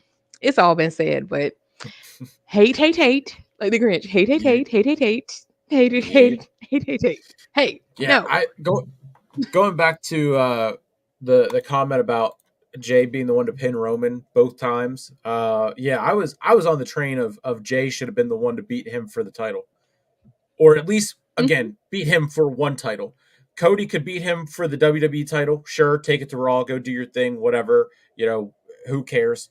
Um, and then Jay could have been the one to beat Roman for the Universal title and stay on SmackDown and keep it where it was going. And they never would have had to make the World Heavyweight Championship, and never would have had to separate the lineages and then merge the lineages and everything like that. Because it's like, I mean, it never should have been unified in the first place. I was at the SmackDown whenever they announced it was a unification match. We hated it whenever we were walking into the Giant Center. Hated it, and Hated it. yeah, it sucked. Rhea That's barely had true. storylines with her. Yeah, yeah. She I does. mean, she wants a That's match with very true. Dom. She wants a match with Dom. It's like are Liv and Rhea the only two that are in the main event spot for the Raw Women's division? Like, They act like it. Are we Zelina, forgetting about Zelina Vega? Are we? I just saw a sign on Monday night on Monday. Someone had a sign that says push Zelina. Like, yeah, get her she out of the was begging studline, for a match. get her out of the studline story and push her to the moon. Or shoot, even with the stud line, they again, Rhea is a woman in the women's division. They could they could even to get them out of Romanceville. Again, this is why I don't like comedy acts. I don't like romance acts because it's very one dimensional. And they just keep running the, oh hey Tyler, I'm like What's up, Tyler? they could do something with the stud line and get Rhea and Liv in there somehow to add a little bit more legitimacy to them, because Pure Fusion Collective, they're speaking of people who get done dirty, they're another group of extremely talented women. Like Mm-hmm. these women, these are women who have all been decorated in MMA as, you Mm-hmm. know, at some point or another. These are like triple threats. Why are they not being pushed? Any of them being pushed more like female Brock Lesnar's or like Ronda Rousey? Like, Yep. you know what I mean? Like they don't ever really tap into that as much. Like the last time I really saw them tap into that is when Shayna Baszler had a match with With Lola Vice well, in yep, Lola Vice NXT. on NXT at the Apex, and they did the Yeah, battleground or the underground match or whatever. And then after that, Shayna lost, and then kind of yeah, Lola Vice has not pretty much not been seen like in a while. So no, like what good came of that? Shayna Baszler just re-signed with WWE today, so who knows what that's going to look like in the down the road. But yeah, I mean Sonya Deville is they're great. also I would love to see her get pushed and jump up to that. Same with Zoe Stark. It'd be Zoe a good way Stark. to launch her up, and Shayna Baszler. I mean, yeah, all three of them. Shayna Baszler was killing it in NXT as the women's champion. Came up to the main She roster, was. had a shot against Becky Lynch. Probably should have won the match against Becky Lynch at WrestleMania 36, which then I Becky ended hated up seeing her lose that relinquishing the match. title. What 2 months later? And giving it to Asuka, who again, she's great in the ring, but like on the mic, Yeah. They and honestly that's my one of my issues with the stud line, that I'm like, why don't they just give them a manager? Cuz none of them are extremely extraordinary on the mic, which no. is fine, which is Mhm. fine. You know, they're better in the ring than they are on the mic. Just give them a manager.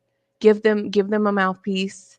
They it's like the obvious solutions to me. I'm like, if I mean, they do it for other people. They did it with Brock Lesnar. Paul Heyman talked for Brock Lesnar for 20 years, you know, because he's not a great talker. Fine. Fine. Give him a manager. But it's like they don't do that with the women like that. Have you noticed that? No. They'll do it more for the men, but they're like very reluctant to give women a manager for some reason. Like we said that about Ronda Rousey for forever, that she wasn't that great on the mic. Give her a manager. I've Mhm. said that about hell, at one point I even said that about Bianca. She's improved though.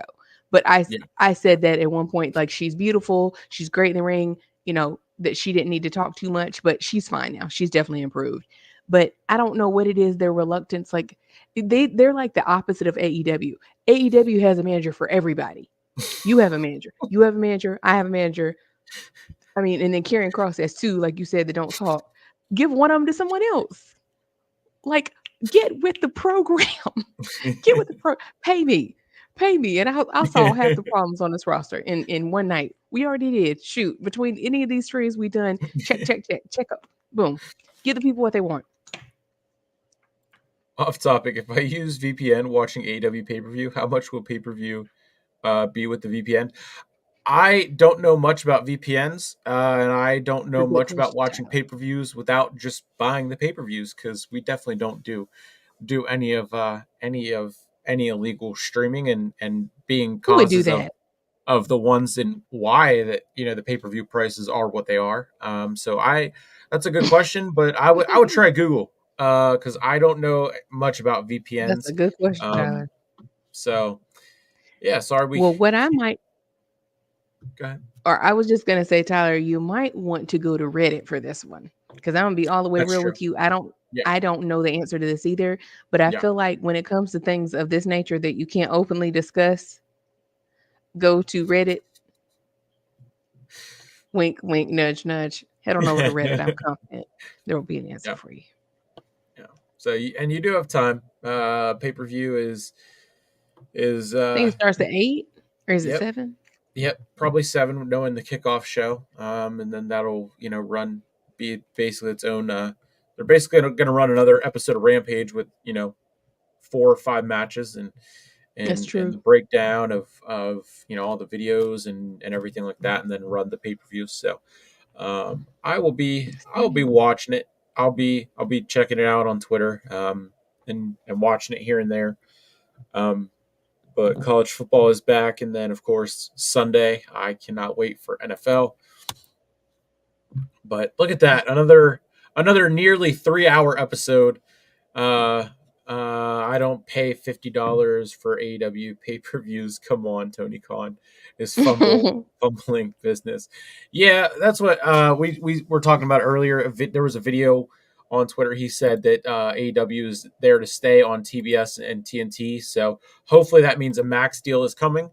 So you'll have to subscribe and stay tuned. Make sure you guys are going over to TribalReignMedia on YouTube and subbing there. We're at 14, trying to push and hit 200 by the end of the year. Maybe 200 by the end of the year, I think is doable. If not 200 by Halloween, should be doable.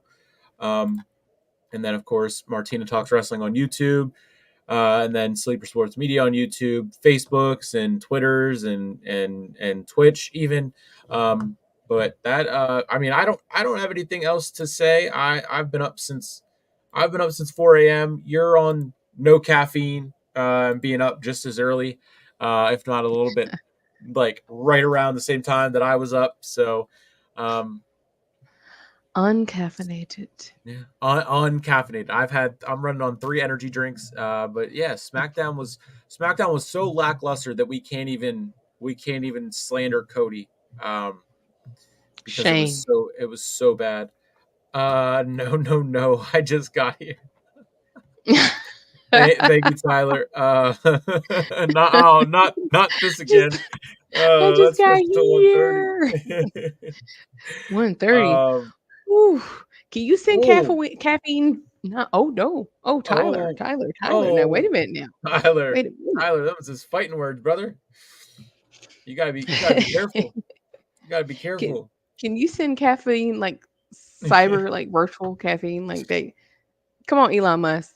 I mean, you can put chips in people's brains. Surely you can figure out how to send some caffeine virtually. Like we got Cybertrucks. What we want is virtual caffeine. Like, give the people what they want. Oh no, Brooke we're said, about to mediate oh. uh about to mediate this. Someone kick Tyler off now. Well, I'm not gonna kick him off for speaking the truth. I mean, they you gotta get the toe in bounds, and maybe you'll win a Not game. the not the toe it balance. Well, let's just be let's all play nice. Be nice, kids. Play nice. Everyone be nice to the other kids. Oh, just all fun and games. Brooke did join my Steelers show the other night. I don't like it. Dang. No love. You gotta show her some love. She supported you and come on. You're better than this, man. She supported your Steelers even though it wasn't truly in her heart. She just wanted to support you. She was here to Oh, support she you. came in right away and said, "Oh, you're talking Steel." Or no, it was because I was doing my picks and I had said I got the Chiefs over the Ravens, and she said, "Oh, you're gonna come. I come in and you're talking about the Ravens losing. I'm out." Dang. If you out, then I'm out too. Yeet. Super kick. No, it's all fun. It's all fun. It's all fun. Definitely all fun. Yeah. Oh man. Hmm. Well, it again, SmackDown was so lackluster that there's just nothing to talk about. It was able to be summed up in the matter of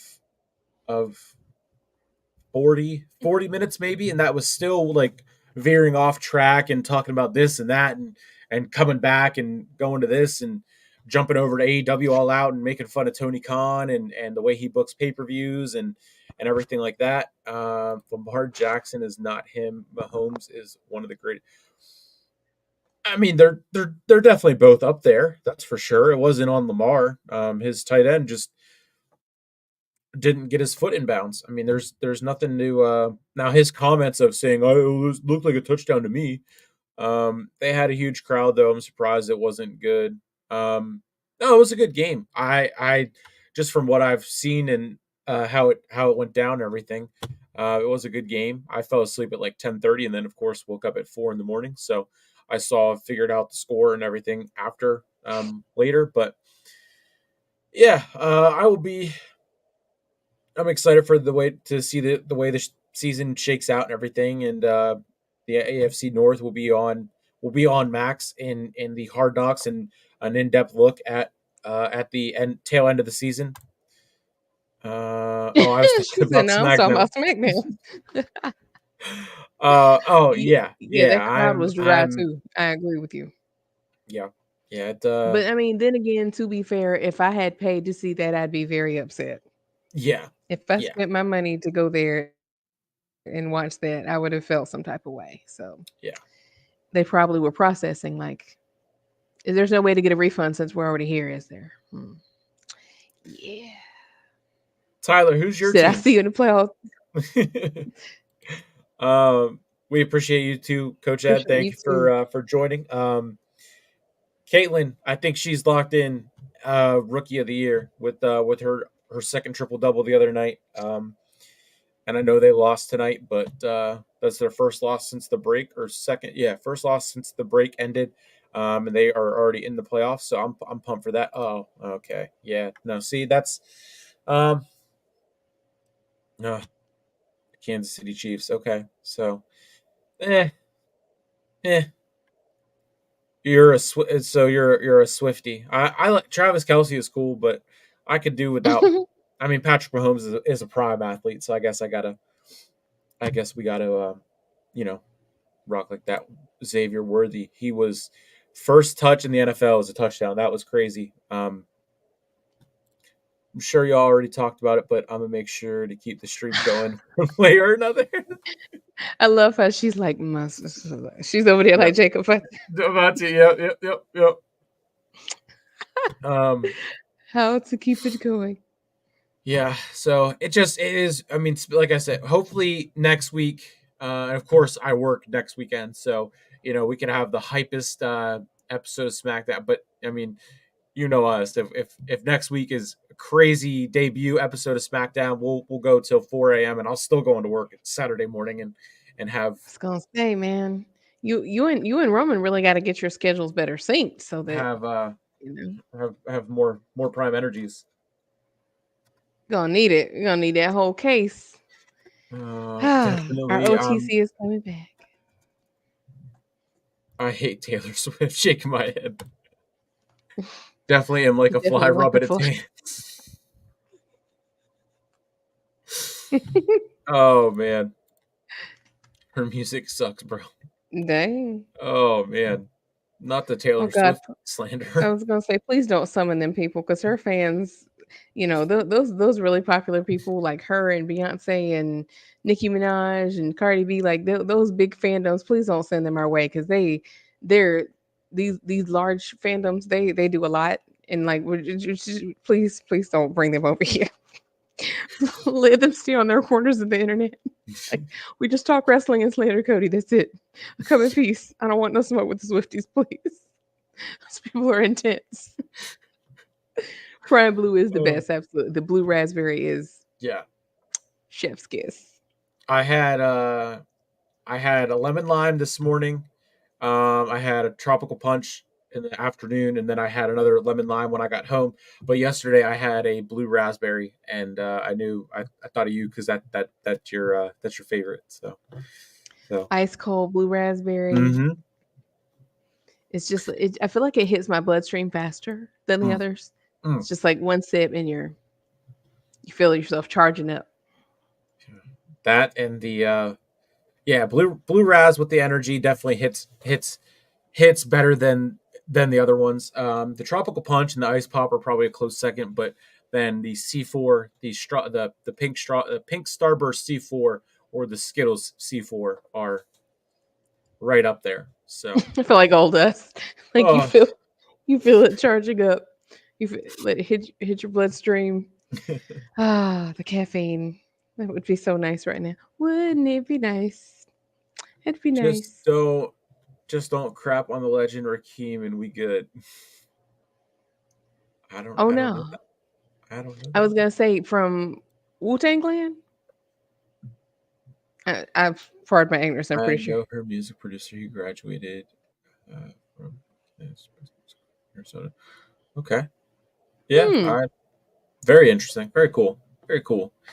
Um, Brooke, I know you were planning to twist the arms and have us stay, but I mean, I'm just running out of gas. SmackDown just woo, Yeah, just I was just about to say that like it sucked the life out of the room. I mean Literally. I mean it it's just the needle was not moved. The gas tank is empty. We're running on E. Running on E. So Okay, that's what I thought. Uncle Tom. Yeah, we tried. We gave it our best effort, man. But I can't say I have one more in me like we normally do. She said, "Oh, well, let's talk about the fact that they decided to post Roman on WWE Twitter with the IC title." I had to check someone on my page because they said I was reaching, but I stated that the fact that they made a YouTube video of him with the title saying he only had, yep, yep, they know. But if I'm not mistaken, Blondie had that title twice. I believe you're correct. And they also, hold on, last, she's, oh Yeah, Tyler, man. you had mentioned that one of Hmm. the many streams that we've had in the last like couple of weeks. That's very Telling you, cool. man. I'm like, Can't wait to see more about that. yes, yes, please keep us posted. Yes, I'm sorry. All these streams are starting to run together. I feel like it's been a lot of streaming and it ain't over. I promise this time. But yeah, that you're right. Because I went to look it up too, because actually I want to say ESPN, they did, because I saw it earlier. Hold on, I saw it in one of my way too many group chats. Someone posted a link that ESPN posted like all the IC title reigns. Yeah. Um, I'm trying to, yeah, because I was reading over it because there were people who had it that I forgot had it. Like Braun Strowman had it at one point. Roman Reigns had it in 2017. They're showing like the whole lineage, and I did think that was interesting. I feel like that's like also their way of like inadvertently also trolling Cody. That like they're like, your reign is so forgettable that, you know what, let's just reminisce on past great champions of another title. You know Of a what? mid Let's card title. Of a right. mid card Which title. honestly, I will say, I will give Jackie sent it to us. Yes, you sent it. It was in that chat, and I saw it in another one too. Um, because people were arguing, but you know how people. This was one of those bigger ones. People just going back and forth, and I'm like, we all stop. So you're trying to scroll. Like, where was that link? We all stop arguing so I can get to the link that I'm trying to get to. But yeah, I think that's it is interesting that even Gunta elevated that title, that it Yeah. doesn't feel so mid cardish anymore. He made it feel like A world a, title. He even started a world calling it title. the Intercontinental Heavyweight Championship, and Braun Breaker is definitely carrying that on and everything. You see, Cody Rhodes got sued. I saw that. We were I talking saw about that that. last night on the Mhm, Bloodline breakdown. It's funny that we have to mhm. talk about Cody on the Bloodline breakdown. He's weaseled his Right, way into the Bloodline so well that we also right. include him on the Everything Bloodline show that we do He's over enmeshed the trademark. himself. But you know what's crazy about that?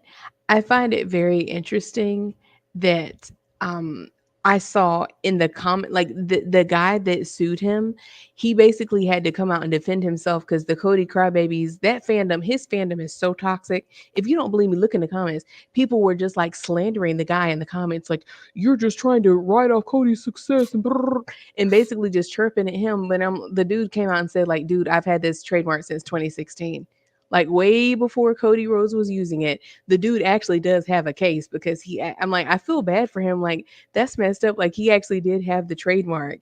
And here comes this mediocre dude trying to like, he trolled Monday tonight. What does that say? They trolled Monday tonight with posting Roman as the good. Girl, they know what it is. Fox is like, who? Who? Cody No. who? No, because I What's noticed up, that I don't RB? know about. Oh, hey, RB Lafayette, let's head it. You know, I don't know if they do this in your area, Nick, but in my area, every time, okay, Family Feud is what comes on before SmackDown. And Yeah. even as recently as tonight, they're like, coming up next, the graphic is Roman Reigns during his big dog era. And it's been like that the whole 5 years has been on Fox. They never even changed it because we were like, hey, they need to change this graphic from him in the vest to like him in his tribal chief area. They never changed it.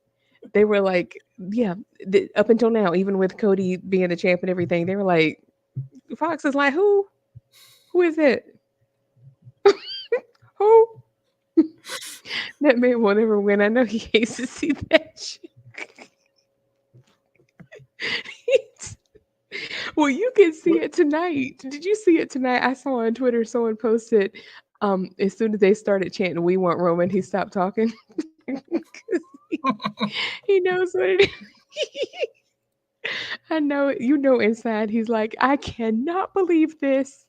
I've been chasing this thing for 2 years and people cried and tweeted for me to win it and I won it and still all you're talking about is that Samoan man. I bet he has barred that name from his house. He's like, Randy, don't you ever say that name. Libby, don't you ever say Farrah, don't you ever bark when you see him on TV. Like I swear he's probably barred from his household. Because did you see even when Roman did quote unquote help Cody, Brandy tweeted like he might be invited. Like she didn't say his name. She said he might be invited. She was like, "Oh, this is my chance. This is my chance." I That saw this one earlier today, and it was about the lawsuit. If Cody Rhodes loses his American Nightmare gimmick over the trademark, he still has the dashing Cody Rhodes gimmick available. they're fools for this. This account is funny anyway. Oh, Really though, I oh got him man. doing DoorDash. It's yeah, I felt bad for that guy. That's the guy. Like he actually did. He did. He did actually own that the trademark, and yeah, like he basically the gist of it is like for those that don't know what we're talking about. Basically, the gist of it is, I think the guy's name is Wesley Yeah. something. Isold. Isold, there you go. Wesley Yep. Isold, he owned the trademark, and trademark is intellectual property for American Nightmare. He's owned it since 2016. And Cody tried to file for it for wrestling in 2019. I think it was 2019. It was either 2019 or 20 something. I can't remember exactly when he did it. But basically, oh boy had to be like, no, no, no, that's already taken. But they came to an agreement. Um, Under certain stipulations, but now he's saying that they are violating the terms of that agreement. Not only him, but WWE and Fanatics, that basically they are all violating the terms of this agreement. And he has a right to do that because he owns the trade. That's what a trade people forget. It doesn't matter who you like. That's what a trademark is for.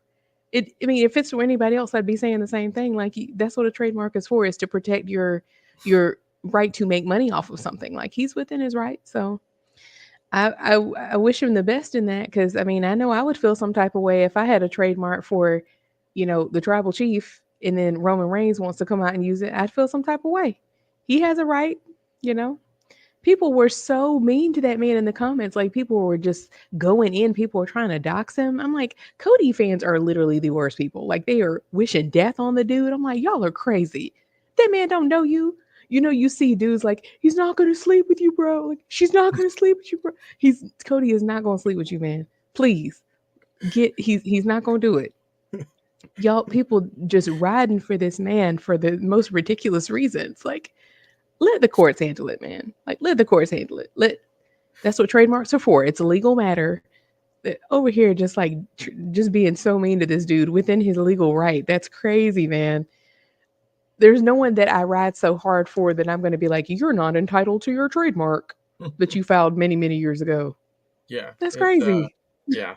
The whenever you had said about this whole thing the other night, I was like, whoa, wow, wow.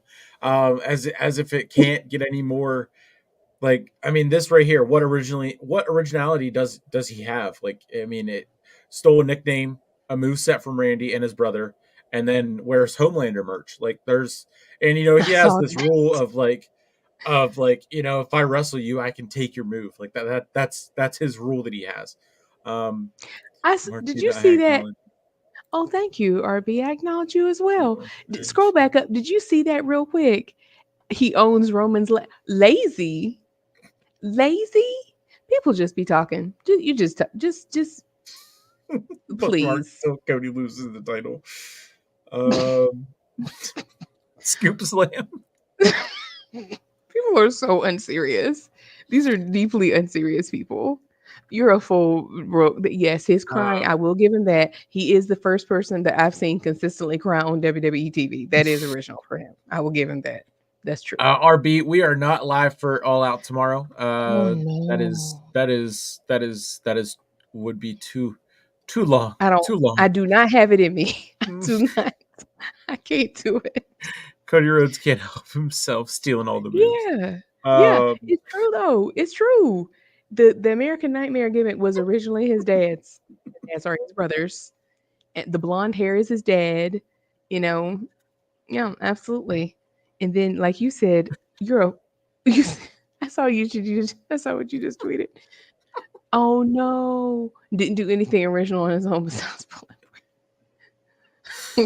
oh, start.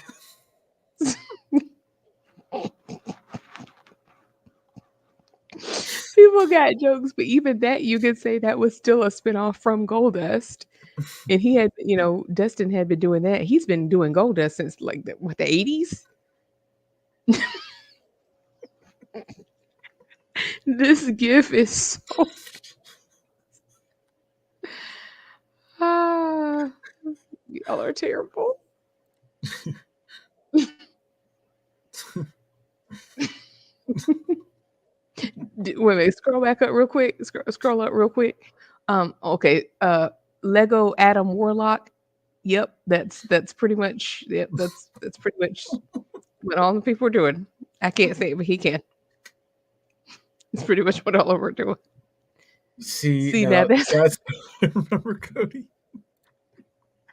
that means his friend is here every week. Oh no. You know he is absolutely. Dashing Nightmare sounds really cool.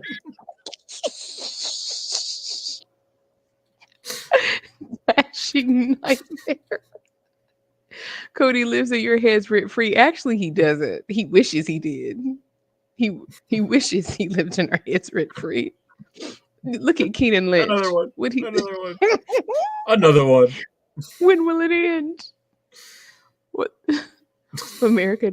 Well, even that, like again, even that is to be the opposite of his dad, the American dream. So he changed it to nightmare. So, yeah. Yeah, he's.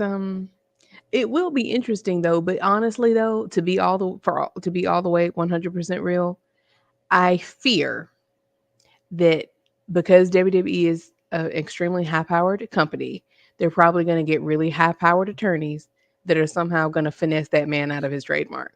Yeah. That's probably what's going to happen, unless Wesley can, unless what would be okay. I'm about to say something real crazy. You know what would be like the ultimate finesse?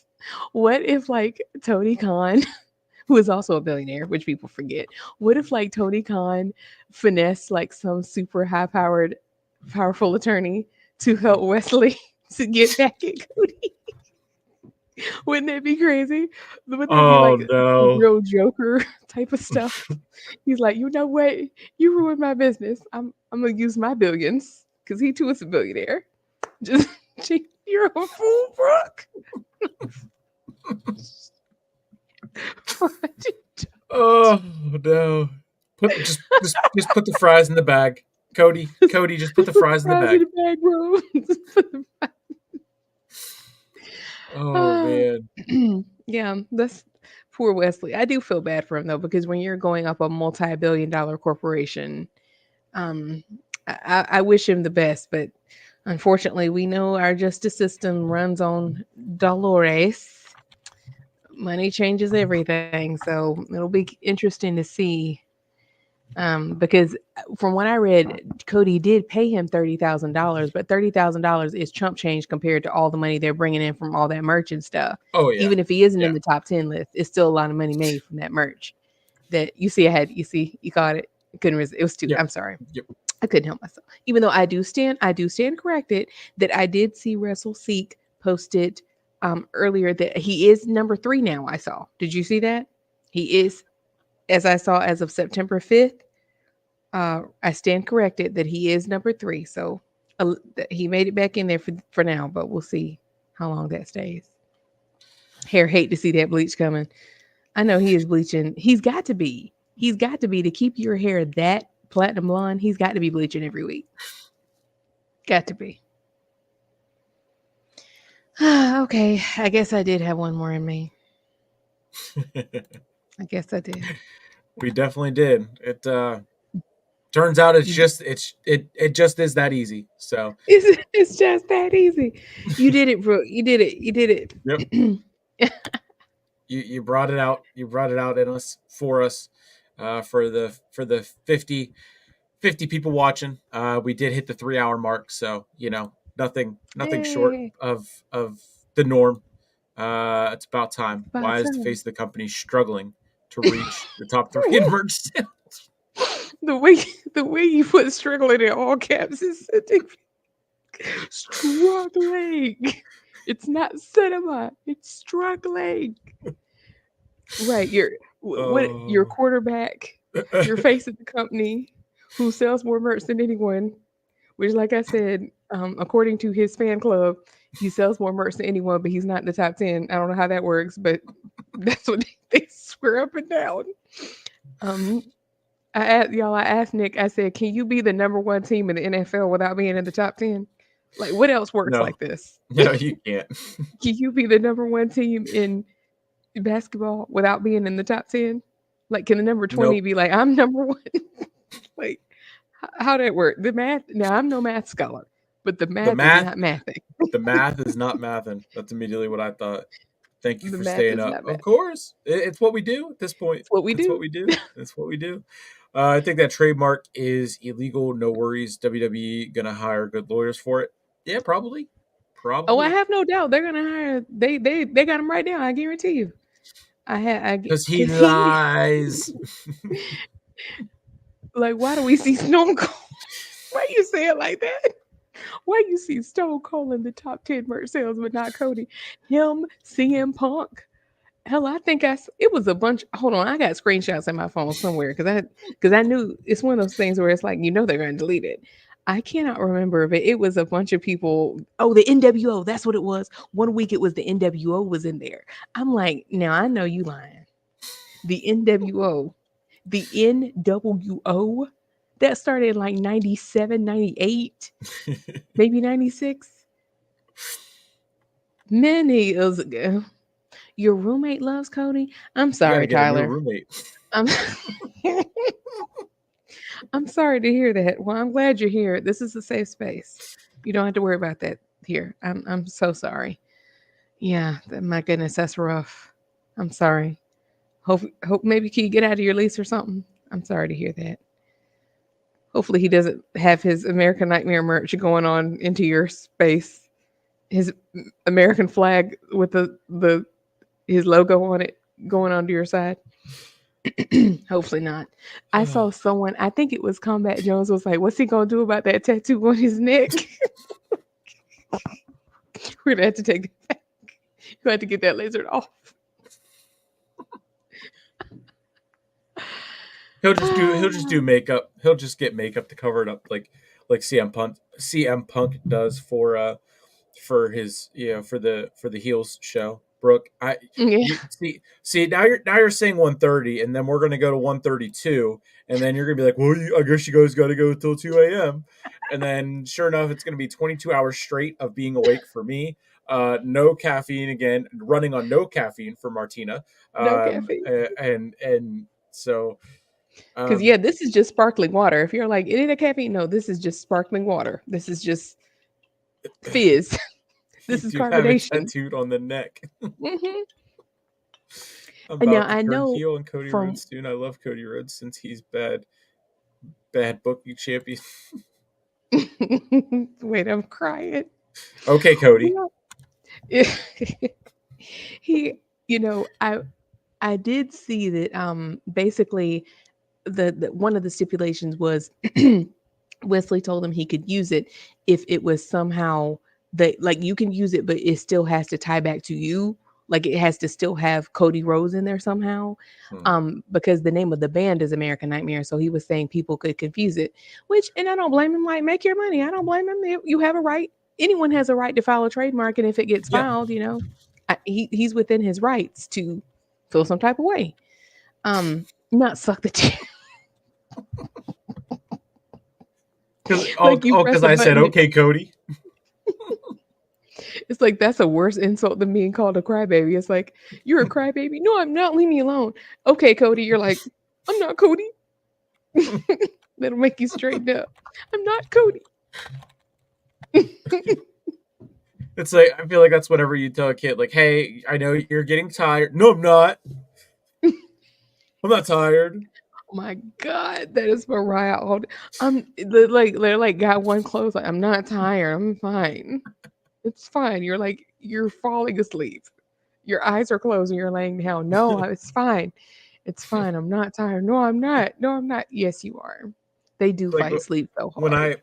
I show it when I get my friends to try and watch a show that I'm watching or try to watch wrestling, and I'm like, this would happen with Jesse. I'm name dropping him. I don't care.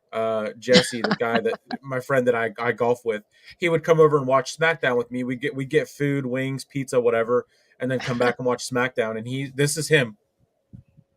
Dang. And then I'm sitting there. I'm like, "Hey, you're falling. You're missing it. No, no, I'm not. I'm just resting my eyes. Just I'm resting. watching. I'm watching. I'm watching. Dang, that They're sounds like they're my grandpa. they're I'm having they're resting. having they're having the match. Like I'm resting my eyes is classic. I'm falling asleep. Stop laughing as soon as he said it. Exactly. You're like, no. I agree with you, Martina. I'm gonna start.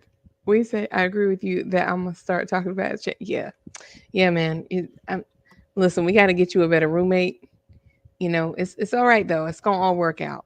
Or maybe is it too late to help him see the light? Like, is he really invested, or can you just like explain to him the error of his ways? Like, sometimes you can convert him. Sometimes, don't hurt yourself on it though. But hopefully, it all works out. Let me see. I had full screen. I haven't even seen the chat lately. What's going on in the chat? Oh, thank you for asking. What days will we be streaming next week, co-host? I think the schedule that we threw together very, very last minute this week worked. That was Thursday for the ringside rundown, or recorded That's right. Wednesday, posted Thursday, or recorded and posted Wednesday-ish, Thursday-ish. And then Thursday live for Bloodline Breakdown. And then of That's right.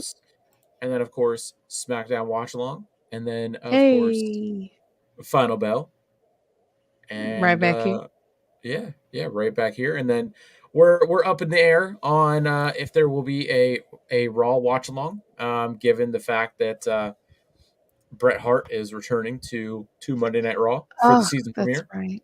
Bret Hart.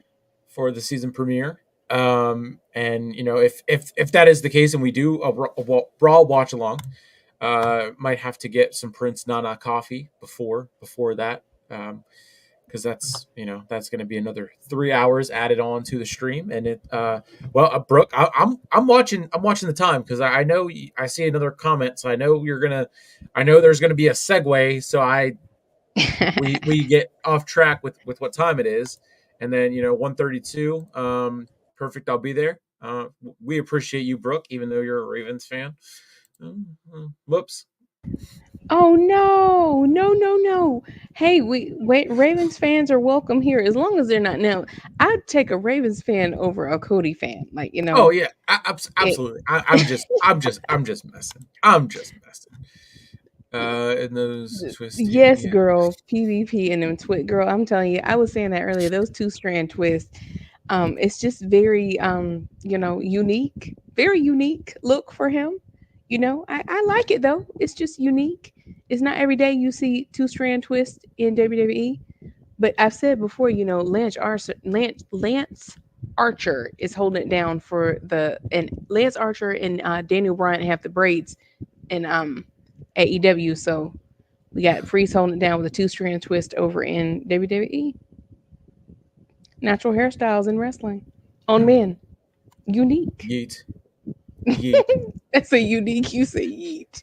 Yeet. Unique. Well, we to the 51 people watching, we have one, at least one person watching on every platform that we are streaming to. We appreciate it. It is 129. We made it to 130. Brooke, that was just for you. Good night to you guys watching 51. We will talk more about how we're gonna do the paywall type of stuff. Hour one of Final Bell will be on here on YouTube, Twitch, and Twitter and whatnot, and then anything after that will then probably be on either Patreon or figuring something else out. But it is We'll keep you 1:30. posted. We will definitely keep you posted. Tribal Rain Media, Martina Talks Wrestling, Sleeper Sports Media. All the links are up there, down there, left of there, right of there. You know where to find them. Um, we will see you Wednesday or Thursday ish, if not Monday. So thank you again for joining. We are out. Peace. Good night, and have a great weekend. Go Steelers. Fill away your pride.